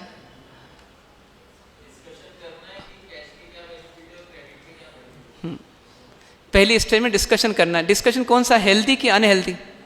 हेल्दी डिस्कशन करना, मतलब संवाद हो, विवाद नहीं हो, इस तैयारी से चर्चा करना। चर्चा लंबी हो सकती है, चर्चा 4 बार हो सकती है, लेकिन चर्चा में उत्तेजना नहीं आनी चाहिए।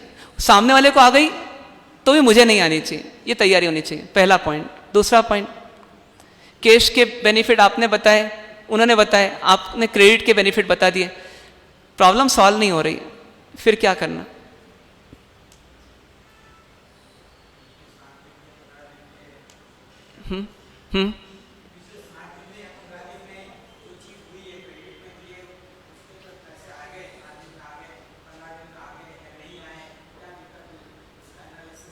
हाँ, पास्ट एक्सपीरियंस लेकर के, भले वो 1 साल का हो कि 6 महीने का हो कि 2 महीने का हो कि 1 महीने का हो, उसके आधार पर डाटा सहित उनको समझाने का प्रयास करना। पर फिर भी वो बोलते हैं कभी भी घटना घट सकती है, आप कमाओगे धीरे और 1 दिन में उजाड़ दोगे, मतलब उनका ऐसा मानस बना हुआ है। अब क्या करना? मध्यम मार्ग, सीढ़ी बाय सीढ़ी, जैसे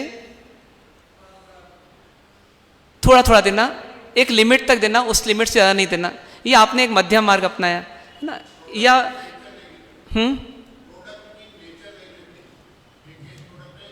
हाँ, प्रोडक्ट का नेचर देख करके कैश में दिया। हाँ, पर अब क्या वो कुछ ऐसा होगा जो दोनों में दिया जा सकता है, तभी जाकर के पिता पुत्र में झगड़ा हो रहा है। तो ऐसी स्थिति में अब करना क्या? यदि किसी भी कारण से प्रॉब्लम सॉल्व नहीं हो, ये हो जाए तो बहुत ही अच्छा, और हो जाएगी लगभग बीच में, लेकिन फिर भी कभी नहीं हो पाए तो क्या करना?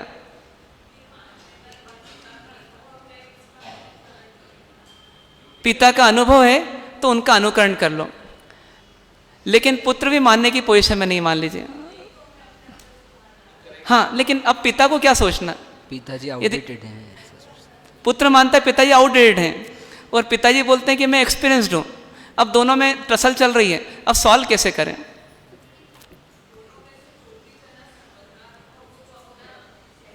अपना एंड ढीला छोड़ना पड़ेगा, है ना, अपनी पकड़ छोड़ना पड़ेगी। मतलब एक इसमें तरीका आएगा कि जैसे जो डिपार्टमेंट है उसका कोई एक निर्णायक बना के चलना पड़ेगा। यदि मैच में 2 रेफरी हों एक ही जगह के लिए, या 2 एम्पायर एट ए टाइम काम करें क्रिकेट में, तो मैच में सही डिसीजन नहीं हो सकता। फिर क्या करते हैं, एक समय में एक ओवर में तो एक ही एम्पायर रहेगा, या एक साइड का एक एम्पायर रहेगा, दूसरे साइड का दूसरा एम्पायर रहेगा, तो निर्णय होगा। तो पिता और पुत्र में भी यदि आखिरकार निर्णय नहीं हो रहा है तो इतना निर्णय कर लें कि दोनों में से किसका डिसीजन हमेशा मानना है, भले वो 2 साल की बात हो, 10 साल की बात हो। यदि पुत्र ये सोच ले कि 10 साल तक पिताजी के साथ चलना है, फिर पिताजी रिटायर्ड हो जाएंगे, फिर मुझे मेरे साथ चलना है, तो पुत्र जो है अपने पिताजी को सजेशन दे सकता है, लेकिन निर्णय किसको करना है? फिर पिताजी को करना है। मतलब एक म्यान में दो तलवार नहीं रह सकती। तो क्या करना पड़ेगा, निर्णय करना पड़ेगा किसको इस डिपार्टमेंट को देखना है, और वो निर्णय करेगा। बाकी लोग क्या हो जाएंगे, परामर्शदाता हो जाएंगे, तो बराबर चलेगा। और दोनों आमने सामने रहेंगे तो फिर प्रॉब्लम सॉल्व नहीं होगी। ऐसे ही घर है, घर और दुकान है, तो दुकान का यदि निर्णय पति करता है और घर का निर्णय पत्नी करती है तो दिक्कत नहीं आएगी। अब होता क्या कि एक ही बच्चा है और पत्नी मतलब माँ भी निर्णय करती है और पिता भी निर्णय करता है, तो फिर क्या होता है, आपस में क्लेश होता है। और एक तय हो जाए कि बच्चे को 12वीं तक या 10वीं तक या 5वीं तक जो भी है वहाँ तक पत्नी देखेगी, उसमें मुझे इंटरफेयर नहीं करना है, हाँ मुझे जो है सुझाव देना है। तो फिर क्या होगा, उसमें कॉम्प्लिकेशंस नहीं आएगी। फिर भी ये सब होते होते यदि अंत में ऐसी स्थिति आ जाए कि एक एंड जो है वो बिल्कुल अपनी निर्णय में उसकी पकड़ पक्की है, तो फिर दूसरे एंड को क्या करना पड़ेगा, या तो फिर महाभारत करो, क्लेश कलह करो ना, दूरियां बढ़ाओ, संपत्ति के लिए संबंध तोड़ लो, अपने जीवन में स्ट्रेस बढ़ा लो, बीपी शुगर बढ़ा लो, या फिर क्या करो, अपने मन को शांत कर लो, भैया ठीक है जो होना है वही तो होगा, नियति में जो होना होगा वही तो होगा। जो जो देखा वीतराग ने सो होसी वीरा रे, अनहोनी होसी नहीं कभी काहे हो तधीरा रे। जो होनी है वो तो होके रहेगी, मैं क्या कर लूँगा और पिताजी क्या कर लेंगे, जो होना होगा होगा। तो पिताजी अपनी पकड़ नहीं छोड़ पा रहे हैं तो ठीक है मैं अपनी पकड़ छोड़ देता हूँ। अपने आप समय जो है उनको सिखा देगा, या फिर नियति में जो होना होगा वो होगा, पर मुझे क्लेश नहीं करना है। भविष्य के सुख के लिए मुझे वर्तमान के सुख को बेचना नहीं है। तो ऐसा व्यक्ति या ऐसा परिवार तो क्या होगा, समाधान निकाल लेगा और शांत रह जाएगा। ठीक है, तो ऐसे कुछ अपन ने परिस्थितियाँ देखी है। इनको जानने के बाद अपने को एक निर्णय करना कि सहना पड़े तो सह लेंगे, लेकिन हम स्ट्रेस में नहीं जिएंगे। कभी अपनी इच्छा के हिसाब से काम हो जाए तो कर भी लेंगे, पर नहीं हो रहा है तो फिर जब नहीं हो रहा है तो उसको एक्सेप्ट भी कर लेंगे। और वो सहना भी कैसा होगा, वो सहना आनंद के साथ होगा, दुख के साथ, दबाव के साथ, घुटन के साथ नहीं होगा। ये मान के चलें कि अंत में कोई भी प्रॉब्लम आई है तो उसका सॉल्यूशन एक ही मिलेगा कि जो जो देखा वीतराग ने सो होसी वीरा रे। मतलब जो जो देखा है परमात्मा ने, वीतराग परमात्मा ने, सर्वज्ञ ने, सो होसी वीरा रे, मतलब हे वीरा अपने आप को समझाना कि वही तो होगा। और अनहोनी होसी नहीं कभी, मतलब अनहोनी कभी होएगी नहीं, तो काहे होत अधीरा रे। फिर अधीर क्यों हो रहा है, ऐसा हो जाएगा वैसा हो जाएगा। तू तो आराम से आनंद ले, मैच देख रहा है तू, तमाशा देख रहा है तू देखता रहे और तू आनंद में रहे। ऐसा करके अपने मन को समझाने का प्रयास करना। तो आज यहीं तक रखते हैं। ओम शांति शांति शांति। कुछ देर के लिए खड़े हो जाएं।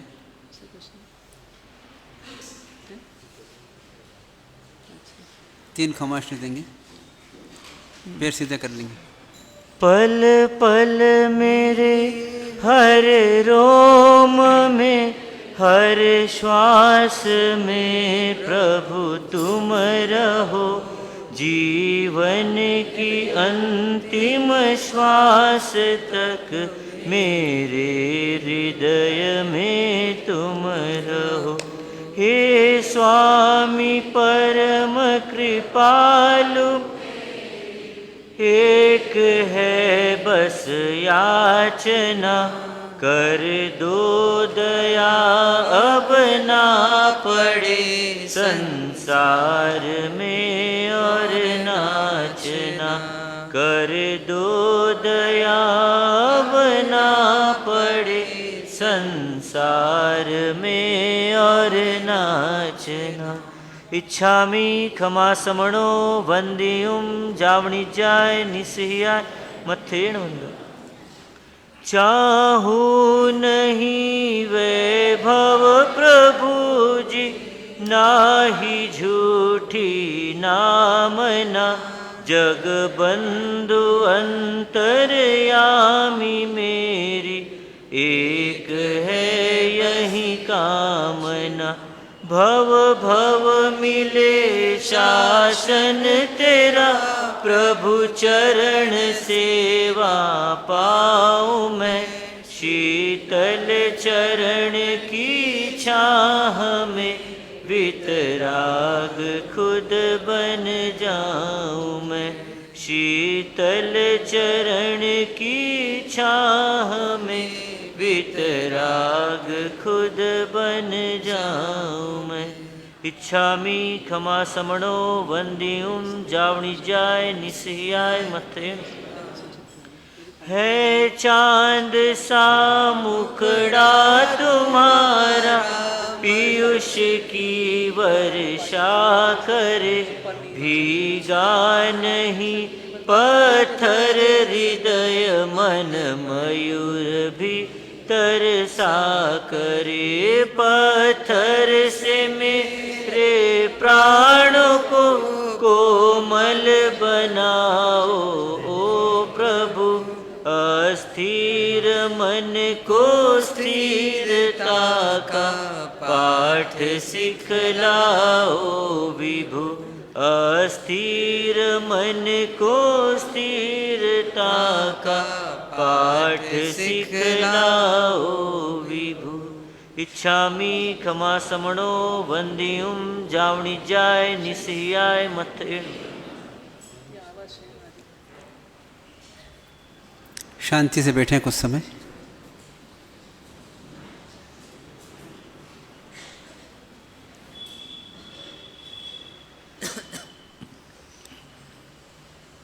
ध्यान के आसन में बैठें, आंखें बंद।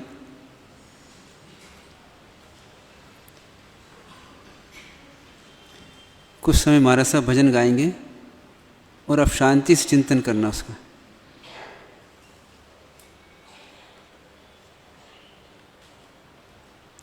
बिल्कुल शांत मन से चिंतन करना और अपने सॉल्यूशन ढूंढना। है तेरे अंतर में अनंत आनंद सिंधु लहराता। फिर क्यों बाहर भरमाता। फिर क्यों बाहर भरमाता। है तेरे अंतर में अनंत आनंद सिंधु लहराता। फिर क्यों बाहर भरमाता। फिर क्यों बाहर भरमाता। क्यों एक बिंदु मधु बूंद स्वाद हित जन्म मरण दुख पाता। तू क्यों पर में ललचाता। तू क्यों पर में ललचाता।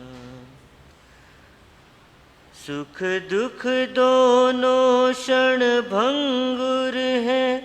हर्ष शोक क्या करना। हाँ हर्ष शोक क्या करना। फिल्म हॉल में बैठ के पगले क्या हंसना क्या रोना। हाँ क्या हंसना क्या रोना। यह भी देखा और वह भी देख ले। इनमें क्यों बह जाता। तू क्यों पर में ललचाता। तू क्यों पर में ललचाता। है तेरे अंतर में अनंत आनंद सिंधु लहराता। फिर क्यों बाहर भरमाता। फिर क्यों बाहर भरमाता।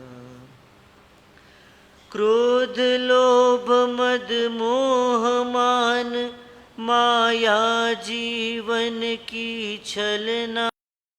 माया जीवन की छलना। क्षण प्रति क्षण जागृत हो रहना। हो न कहीं कुछ स्खलना। हाँ हो न कहीं कुछ स्खलना।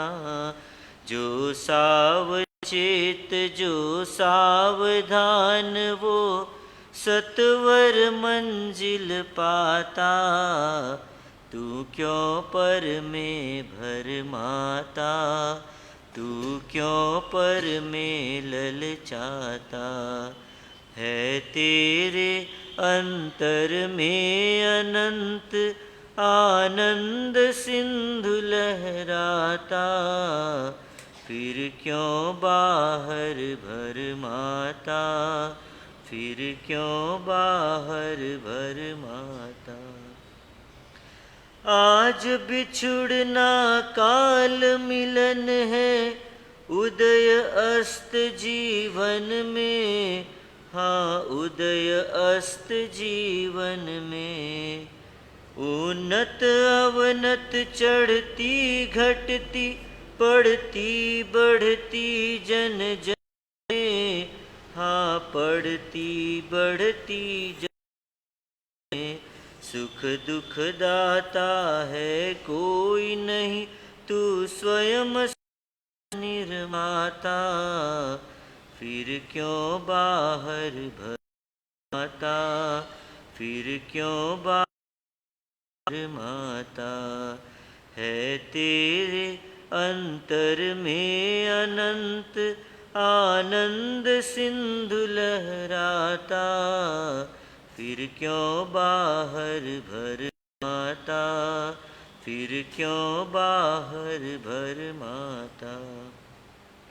नित्य निरंजन निर्मल निर्मम निराकार निर्भय तू, हाँ निर्भय तू। अजर अमर अविनाशी अमल अखंड अभय तू, हाँ अमल शुद्ध बुद्ध पर तू ही है विधाता। तू क्यों पर में ललचाता, पर में ललचाता।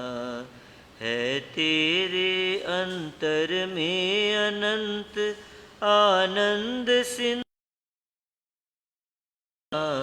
फिर क्यों बाहर भरमाता, फिर क्यों बाहर भरमाता। है तेरे अंतर में अनंत आनंद सिंधु लहराता, फिर क्यों बाहर भरमाता, फिर क्यों बाहर भरमाता।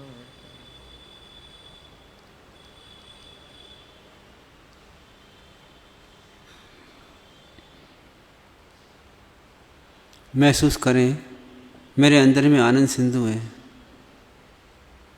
और मैं व्यर्थ में बाहर में इन सब चीज़ों में उलझता रहता हूँ और क्यों दुखी होता रहता हूँ।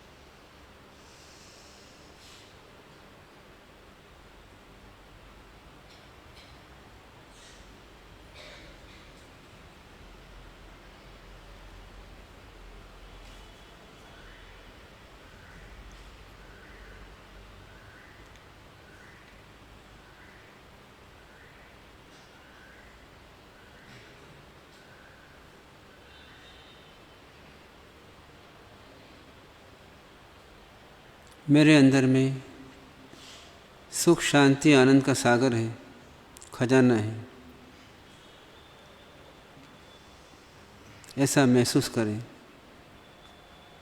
फिर मैं क्यों बाहर में इन सब चीज़ों को ढूंढता रहता हूँ, अर्थात सुख शांति आनंद को ढूंढता रहता हूँ बाहर में, और क्यों दुखी रहता हूँ।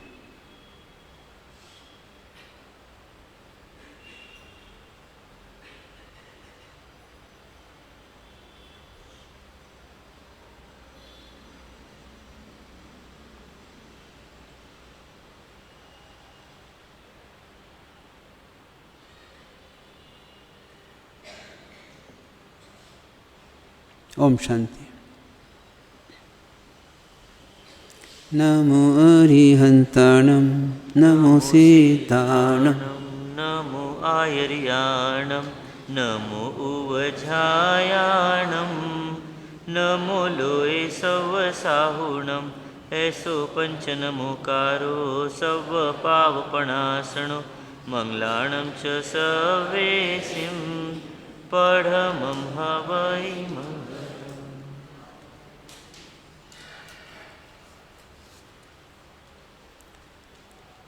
एक विषय पर चिंतन करें कि हर वर्तमान समय में हमारे पास दो ऑप्शन हैं। हम सुख शांति आनंद से भी जी सकते हैं और दुखी होकर के अशांत होकर के भी जी सकते हैं। है दो ऑप्शन हमेशा हर व्यक्ति के पास में, हर समय, हर क्षण, हर वर्तमान काल के अंदर दो ऑप्शन सबके पास में है या नहीं है? हैं? हर समय हर व्यक्ति के पास में दो ऑप्शन हैं। वो सुख शांति आनंद से भी जी सकता है और दुखी होकर भी जी सकता है, अशांत होकर भी जी सकता है, आनंद रहित भी जी सकता है ऑप्शन ऐसा कि शंका है किसी को? मानते हो ऐसा आप सब लोग? जब दोनों ऑप्शन हमारे पास मौजूद है तो फिर कौन सा ऑप्शन सिलेक्ट करना हमको? कौन सा बटन दबाना? सुख शांति आनंद का या दुखी होने का? बताओ कौन सा बटन दबाना? पर हम गलती से गलत बटन दबा देते हैं, है ना? ऐसे ही है ना? बस वो गलती निकालने के लिए बार बार समझा रहे हमारा सब। परमात्मा समझाते हैं, गुरुदेव समझाते हैं अपने को कि भैया तेरे पास में इस प्रकार की योग्यता मौजूद है कि तू चाहे तो हर समय शांति से जी सकता है और तू चाहे तो हर समय अशांति से जी सकता है। हम कौन सा सिलेक्शन कर रखा हमने? हर समय अशांति से जीने का स्विच दबा रखा है। क्या करना होगा? उस स्विच को ऑफ कर दें और दूसरे स्विच चालू कर दें। इसीलिए परमात्मा की शिक्षा है। हमारे सामने परमात्मा हम देखते हैं तो परमात्मा हमेशा शांत रहते हैं, निराकुल रहते हैं, निर्विकल्प रहते हैं, आनंद में रहते हैं। और अपने आप को अपन देखते हैं तो हम कभी आनंद में रहते ही नहीं है, दुखी रहते हैं हमेशा। सुख शांति रहती नहीं हमारे अंदर, और कभी आती भी है तो जरा सी छिन जाती है वो। फिर भिखारी के भिखारी फिर परमात्मा के पास जाते हैं कि परमात्मा दे दो हमको सुख शांति आनंद। और परमात्मा क्या बोलते हैं कि आपके अंदर ही सुख शांति आनंद भरपूर भरा हुआ है, हमेशा रह सकते हो। जैसे कोई व्यक्ति चाहे कि आज मेरे को सुख से जीना है, कौन रोक सकता है उसको? कोई रोक सकता। फिर क्यों नहीं चाहता है? जो चाहता भी है तो कहीं ना कहीं हमारे वर्किंग सिस्टम में गड़बड़ है, हमारी कार्यशैली में गड़बड़ है कि हम गलत कार्य कर लेते हैं और दुखी हो जाते हैं। चाहते कुछ और हैं, करते कुछ और हैं और होता कुछ और है। जैसा चाहते हैं वैसा करते नहीं हैं और जैसा करते हैं वैसा चाहते नहीं हैं। इसलिए क्या कहते हैं परमात्मा कि इन सबको सम्यक कर लो, सही कर लो, गलती को निकाल दो। आप सुख शांति आनंद चाहते हो तो कोई ताकत नहीं है जो कि आपकी सुख शांति आनंद छीन लेवे आपके अलावा। और आप क्या मानते हैं कि दूसरे लोग छीन लेते हैं हमारी सुख शांति आनंद। ये भ्रम है हमारे को, बहुत गहरी मिथ्या मान्यता है हमारी कि हम ये मानते हैं कि दूसरा हमारी सुख शांति आनंद छीन लेता है। जबकि परमात्मा क्या बोलते हैं कि बाहर की कोई ताकत नहीं है कि आप कोई सुख शांति आनंद खत्म कर दें। और देखना है तो मुझे देखो। परमात्मा क्या बोलते हैं? देखना है तो मुझे देखो। वो संगम आया था मेरे पास में मुझे दुखी करने के लिए, पर बेचारा खुद ही दुखी होता रहा और चला गया।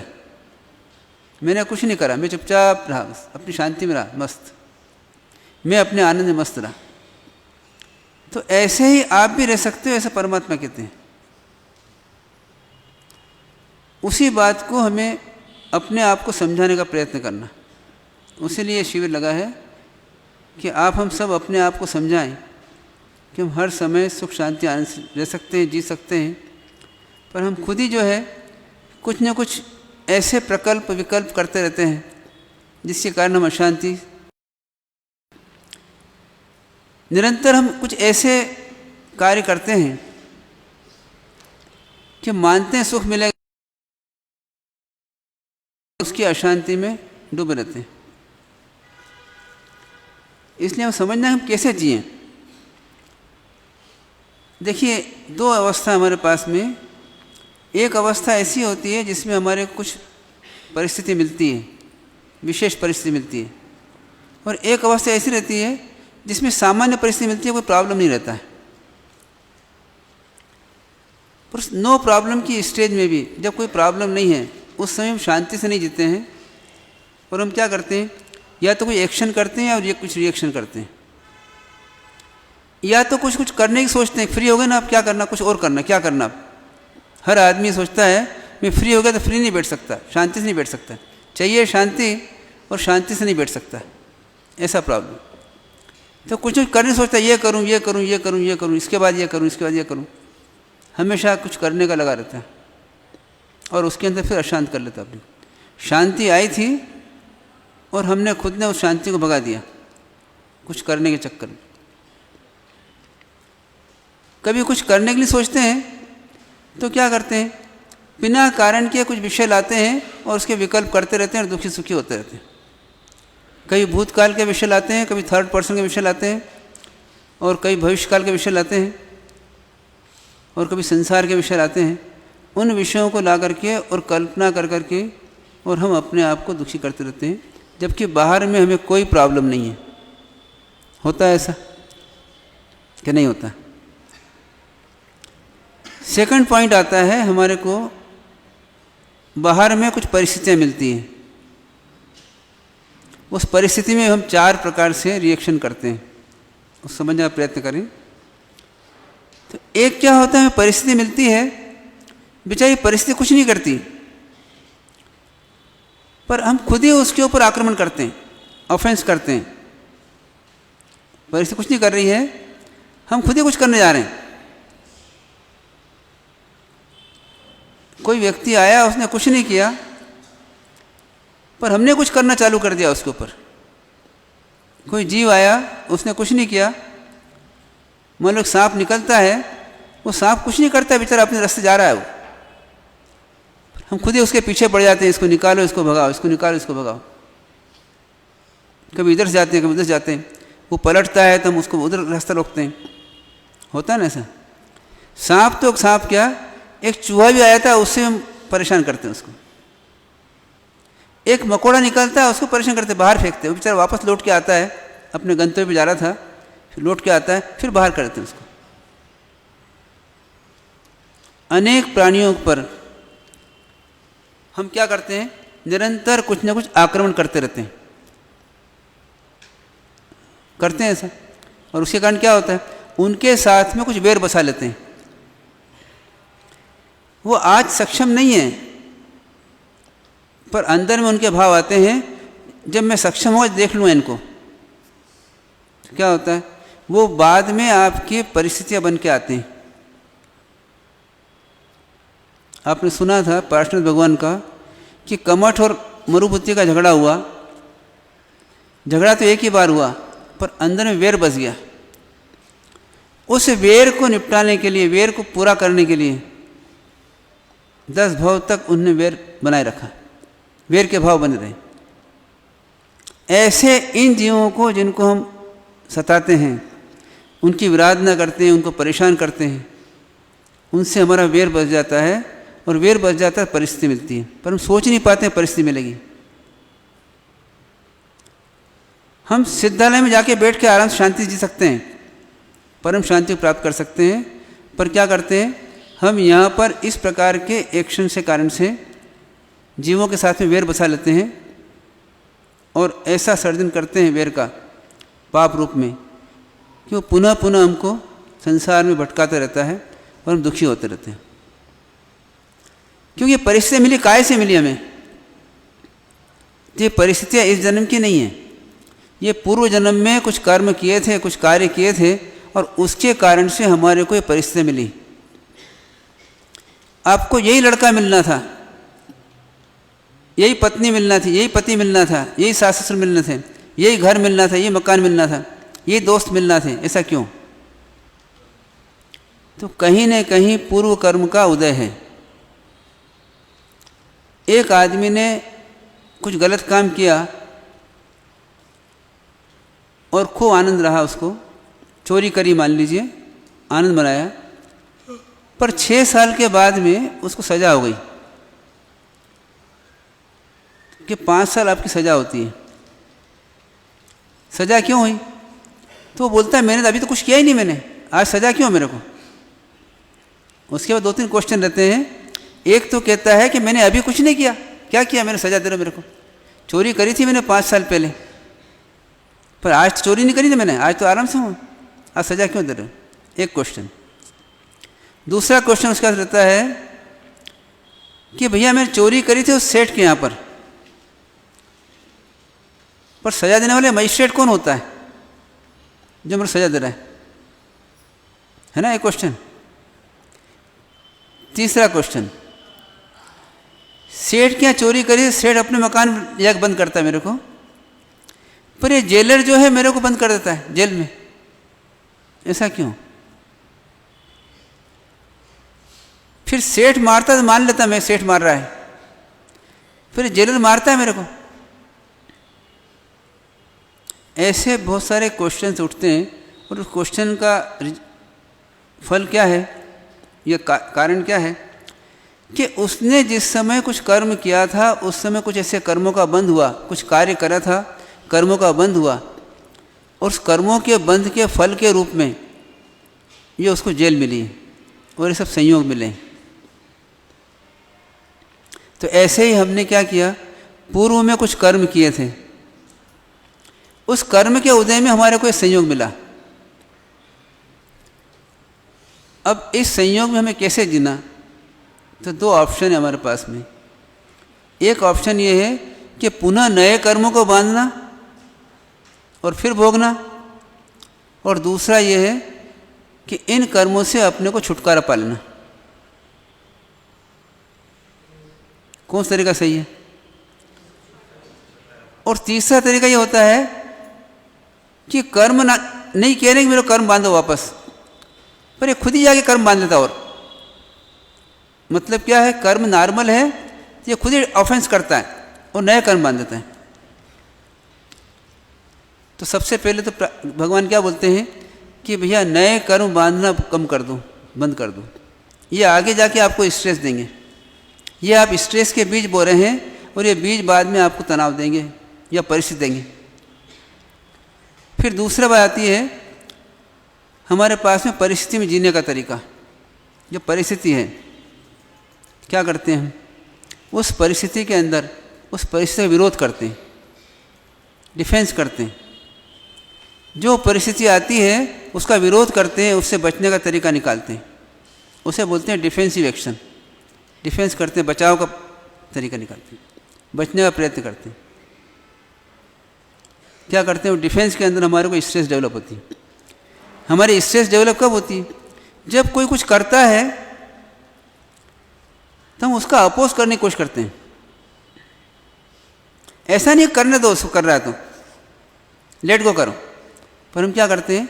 उसको डिफेंस करते हैं, बचाव करते हैं अपना। उसने एक गाली दी तो क्या करते हैं? अपने बचाव के लिए हम 2 गाली देते हैं। वो ईंट फेंक रहा है तो हम पत्थर फेंकते हैं और अपना बचाव करते हैं। पर इस बचाव के अंदर क्या होता है? हम हमेशा तनाव में जीते रहते हैं, दुख में जीते रहते हैं, अशांति में जीते रहते हैं। मानते हैं ऐसा? तो तीसरा तरीका हमारे साथ बताया कि कर्म का उदय आया है तो आप बचाव के लिए मत प्रयत्न करो, आक्रमण मत करो, और क्या करो, उसे सहन कर लो, जिसे बोलते हैं टॉलरेट कर लो, और सहन करके उस कर्म को गुजर दो। उदय कितने समय रहेगा, कर्म का उदय कितने समय रहेगा? तो कर्म का उदय जो है हर क्षण क्षण नया नया उदय आता है और पुराना उदय खत्म हो जाता है। मतलब क्या है, कर्म का उदय जो है, क्या बोलते हैं ज्ञानी, अनित्य है, परमानेंट रहने वाला नहीं है, टेम्पररी है। फिर शिव बताया था ना उस समय कि ये सब अनित्य है, कर्म का जितना उदय है ये सब अनित्य है। जो परिस्थिति आई है ये परमानेंट रहने वाली नहीं है, ये टेम्पररी है, चली जाएगी, थोड़ी देर की बात है। जैसे आप क्या बोलते हैं, ट्रेन लेट है, बच्चा बोलता है ट्रेन लेट है, बहुत देर हो गई, क्या बोलते हैं, बस थोड़ी देर और है, आ जाएगी ट्रेन, आ जाएगी, चले जाएंगे अपन। ऐसे ही कर्म क्या होता है, तो कर्म जो है थोड़ी देर के लिए आते हैं और चले जाते हैं, अपना फल देते हैं, चले जाते हैं, वो परमानेंट नहीं रहते हैं। तो इसलिए डरने वाली बात नहीं है कि परमानेंट रहेंगे, वो परमानेंट नहीं रहेंगे, थोड़ी देर आएंगे चले जाएंगे, थोड़ी देर आएंगे चले जाएंगे। मैक्सिमम कितने समय रहेंगे, तो 1 जन्म तक रहेंगे। ये कर्म जो है उसका फल देना दूसरे जन्म में दूसरे बदल जाएंगे। इस प्रकार से कर्म को समझ करके, कर्म की थ्योरी समझ करके, और हम क्या करते हैं, उस फल को टॉलरेट कर लेते हैं, सहन कर लेते हैं। ये थर्ड मेथड हुआ। चौथा मेथड होता है अनअफेक्टेड रहना। कर्म का उदय आए, उस कर्म के उदय के अंदर प्रभावित नहीं हुए, है ना। परमात्मा का मेथड क्या रहा, ये चौथा मेथड रहा। कर्म का उदय आएगा, उससे हम जुड़ेंगे नहीं, प्रभावित नहीं होंगे। कर्म आएगा और चला जाएगा, आएगा और चला जाएगा, आएगा और चला जाएगा, हमारा कुछ बिगाड़ के नहीं जाएगा। हो सकता है ऐसा, पॉसिबल है क्या है? कर्म का उदय आए और अपन देखते ही नहीं और चले जाए। जैसे रेलवे क्रॉसिंग के अंदर हम बैठते खड़े रहते हैं, क्या होता है, गेट लगा हुआ है, ट्रेन आ रही है और चली जा रही है, और गेट खुल जाता है, हम चले जाते हैं। बस कुछ थोड़ा इंतजार करना पड़ता है, पर हम अनअफेक्टेड रहते हैं, हम अफेक्टेड नहीं रहते हैं, दुखे सुखे नहीं होते, आएगी चली जाएगी। तो परमात्मा कहते हैं कि देखो ये भी एक फिल्म का रोल है, ये संसार में नाटक चल रहा है, और संसार को एक देखने का तरीका ये है कि इसको नाटक के रूप में देख लो। चल रहा है, कर रहा है, ये हो रहा है, और अपन देख रहे हैं, अनअफेक्टेड रहो। ये फोर्थ तरीका। ऐसे इन 4 तरीकों पे हमको अपने जीवन को सुधारने के लिए, अपने भावों को सुधारने के लिए प्रयत्न करना चाहिए। पहला क्या तरीका हुआ, तो पहला ऑफेंसिव तरीका होता है, उसको करना नहीं, किसी पे ऑफेंस करना नहीं, मतलब पाप के कार्यों को हम छोड़ देना, जिससे कि पुनः उसके रिजल्ट हमको नहीं आएंगे। आक्रमण नहीं करना मतलब किसी को तकलीफ नहीं देना, किसी की विराधना नहीं करना, किसी जीव को दुखाना नहीं, नहीं तो क्या वेर बन जाएंगे और पुनः वो आएगा हमारे पास, हम कब तक निपटते रहेंगे। ये जो आए हैं ये कर्म निपटे जा रहे हैं, तो और क्यों कर्म बांधे कि जिससे निपटना पड़े हमको, और दुख झेलना पड़े। इसलिए उनके ऊपर किसी प्रकार का ऐसा कार्य नहीं करें कि हम दुखी हों। दूसरा तरीका क्या हुआ, हम बचाव करें। पर बचाव कैसे करें, तो बचाव अशुभ भाव से नहीं करें, हम अपना बचाव शुभ भाव से करें। जितने बच सकते हैं शुभ भाव से बचने का प्रयत्न करें, क्यों अशुभ भाव से बचने का प्रयत्न करेंगे तो हमको अशुभ का बंद होगा और पुनः फिर वो मिलेगा। कोई मारने आया है हमारे को, तो हम मार भी सकते हैं उसको और समझा भी सकते हैं। फिर तीसरा, इससे और बेस्ट तरीका क्या होता है, हम टॉलरेट कर लें, वो जो कुछ कर रहा है करने दें उसको, और चुपचाप सहन कर लें। पर क्या होता है, सहन करने की एक सीमा होती है, उस सीमा को बढ़ाते जाना पड़ता है हमको। एक व्यक्ति किसी की एक बात को सहन नहीं कर पाता है, धीरे धीरे सहन करने की कैपेसिटी बढ़ाता है, तो एक बात सहन कर लेता है, दूसरी बात सहन नहीं करना पड़ता। वो कहता है कब तक सहेंगे, एक बार सहन कर लिया, 2 बार कर लिया, 3 बार कर लिया, 4 बार कर लिया, 5 बार कर लिया।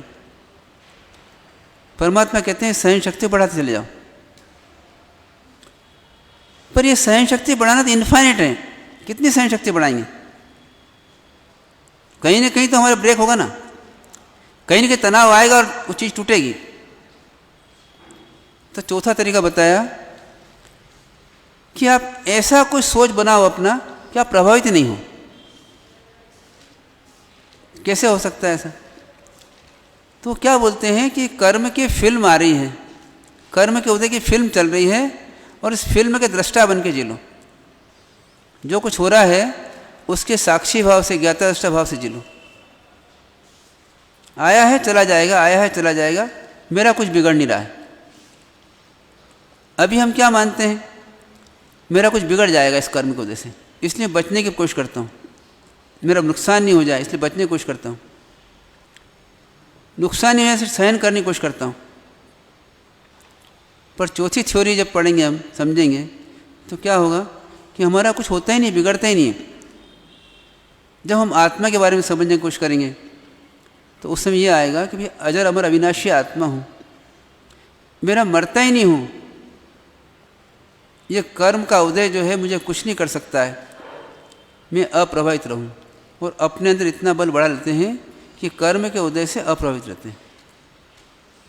वहाँ तक हमें पहुँचना है।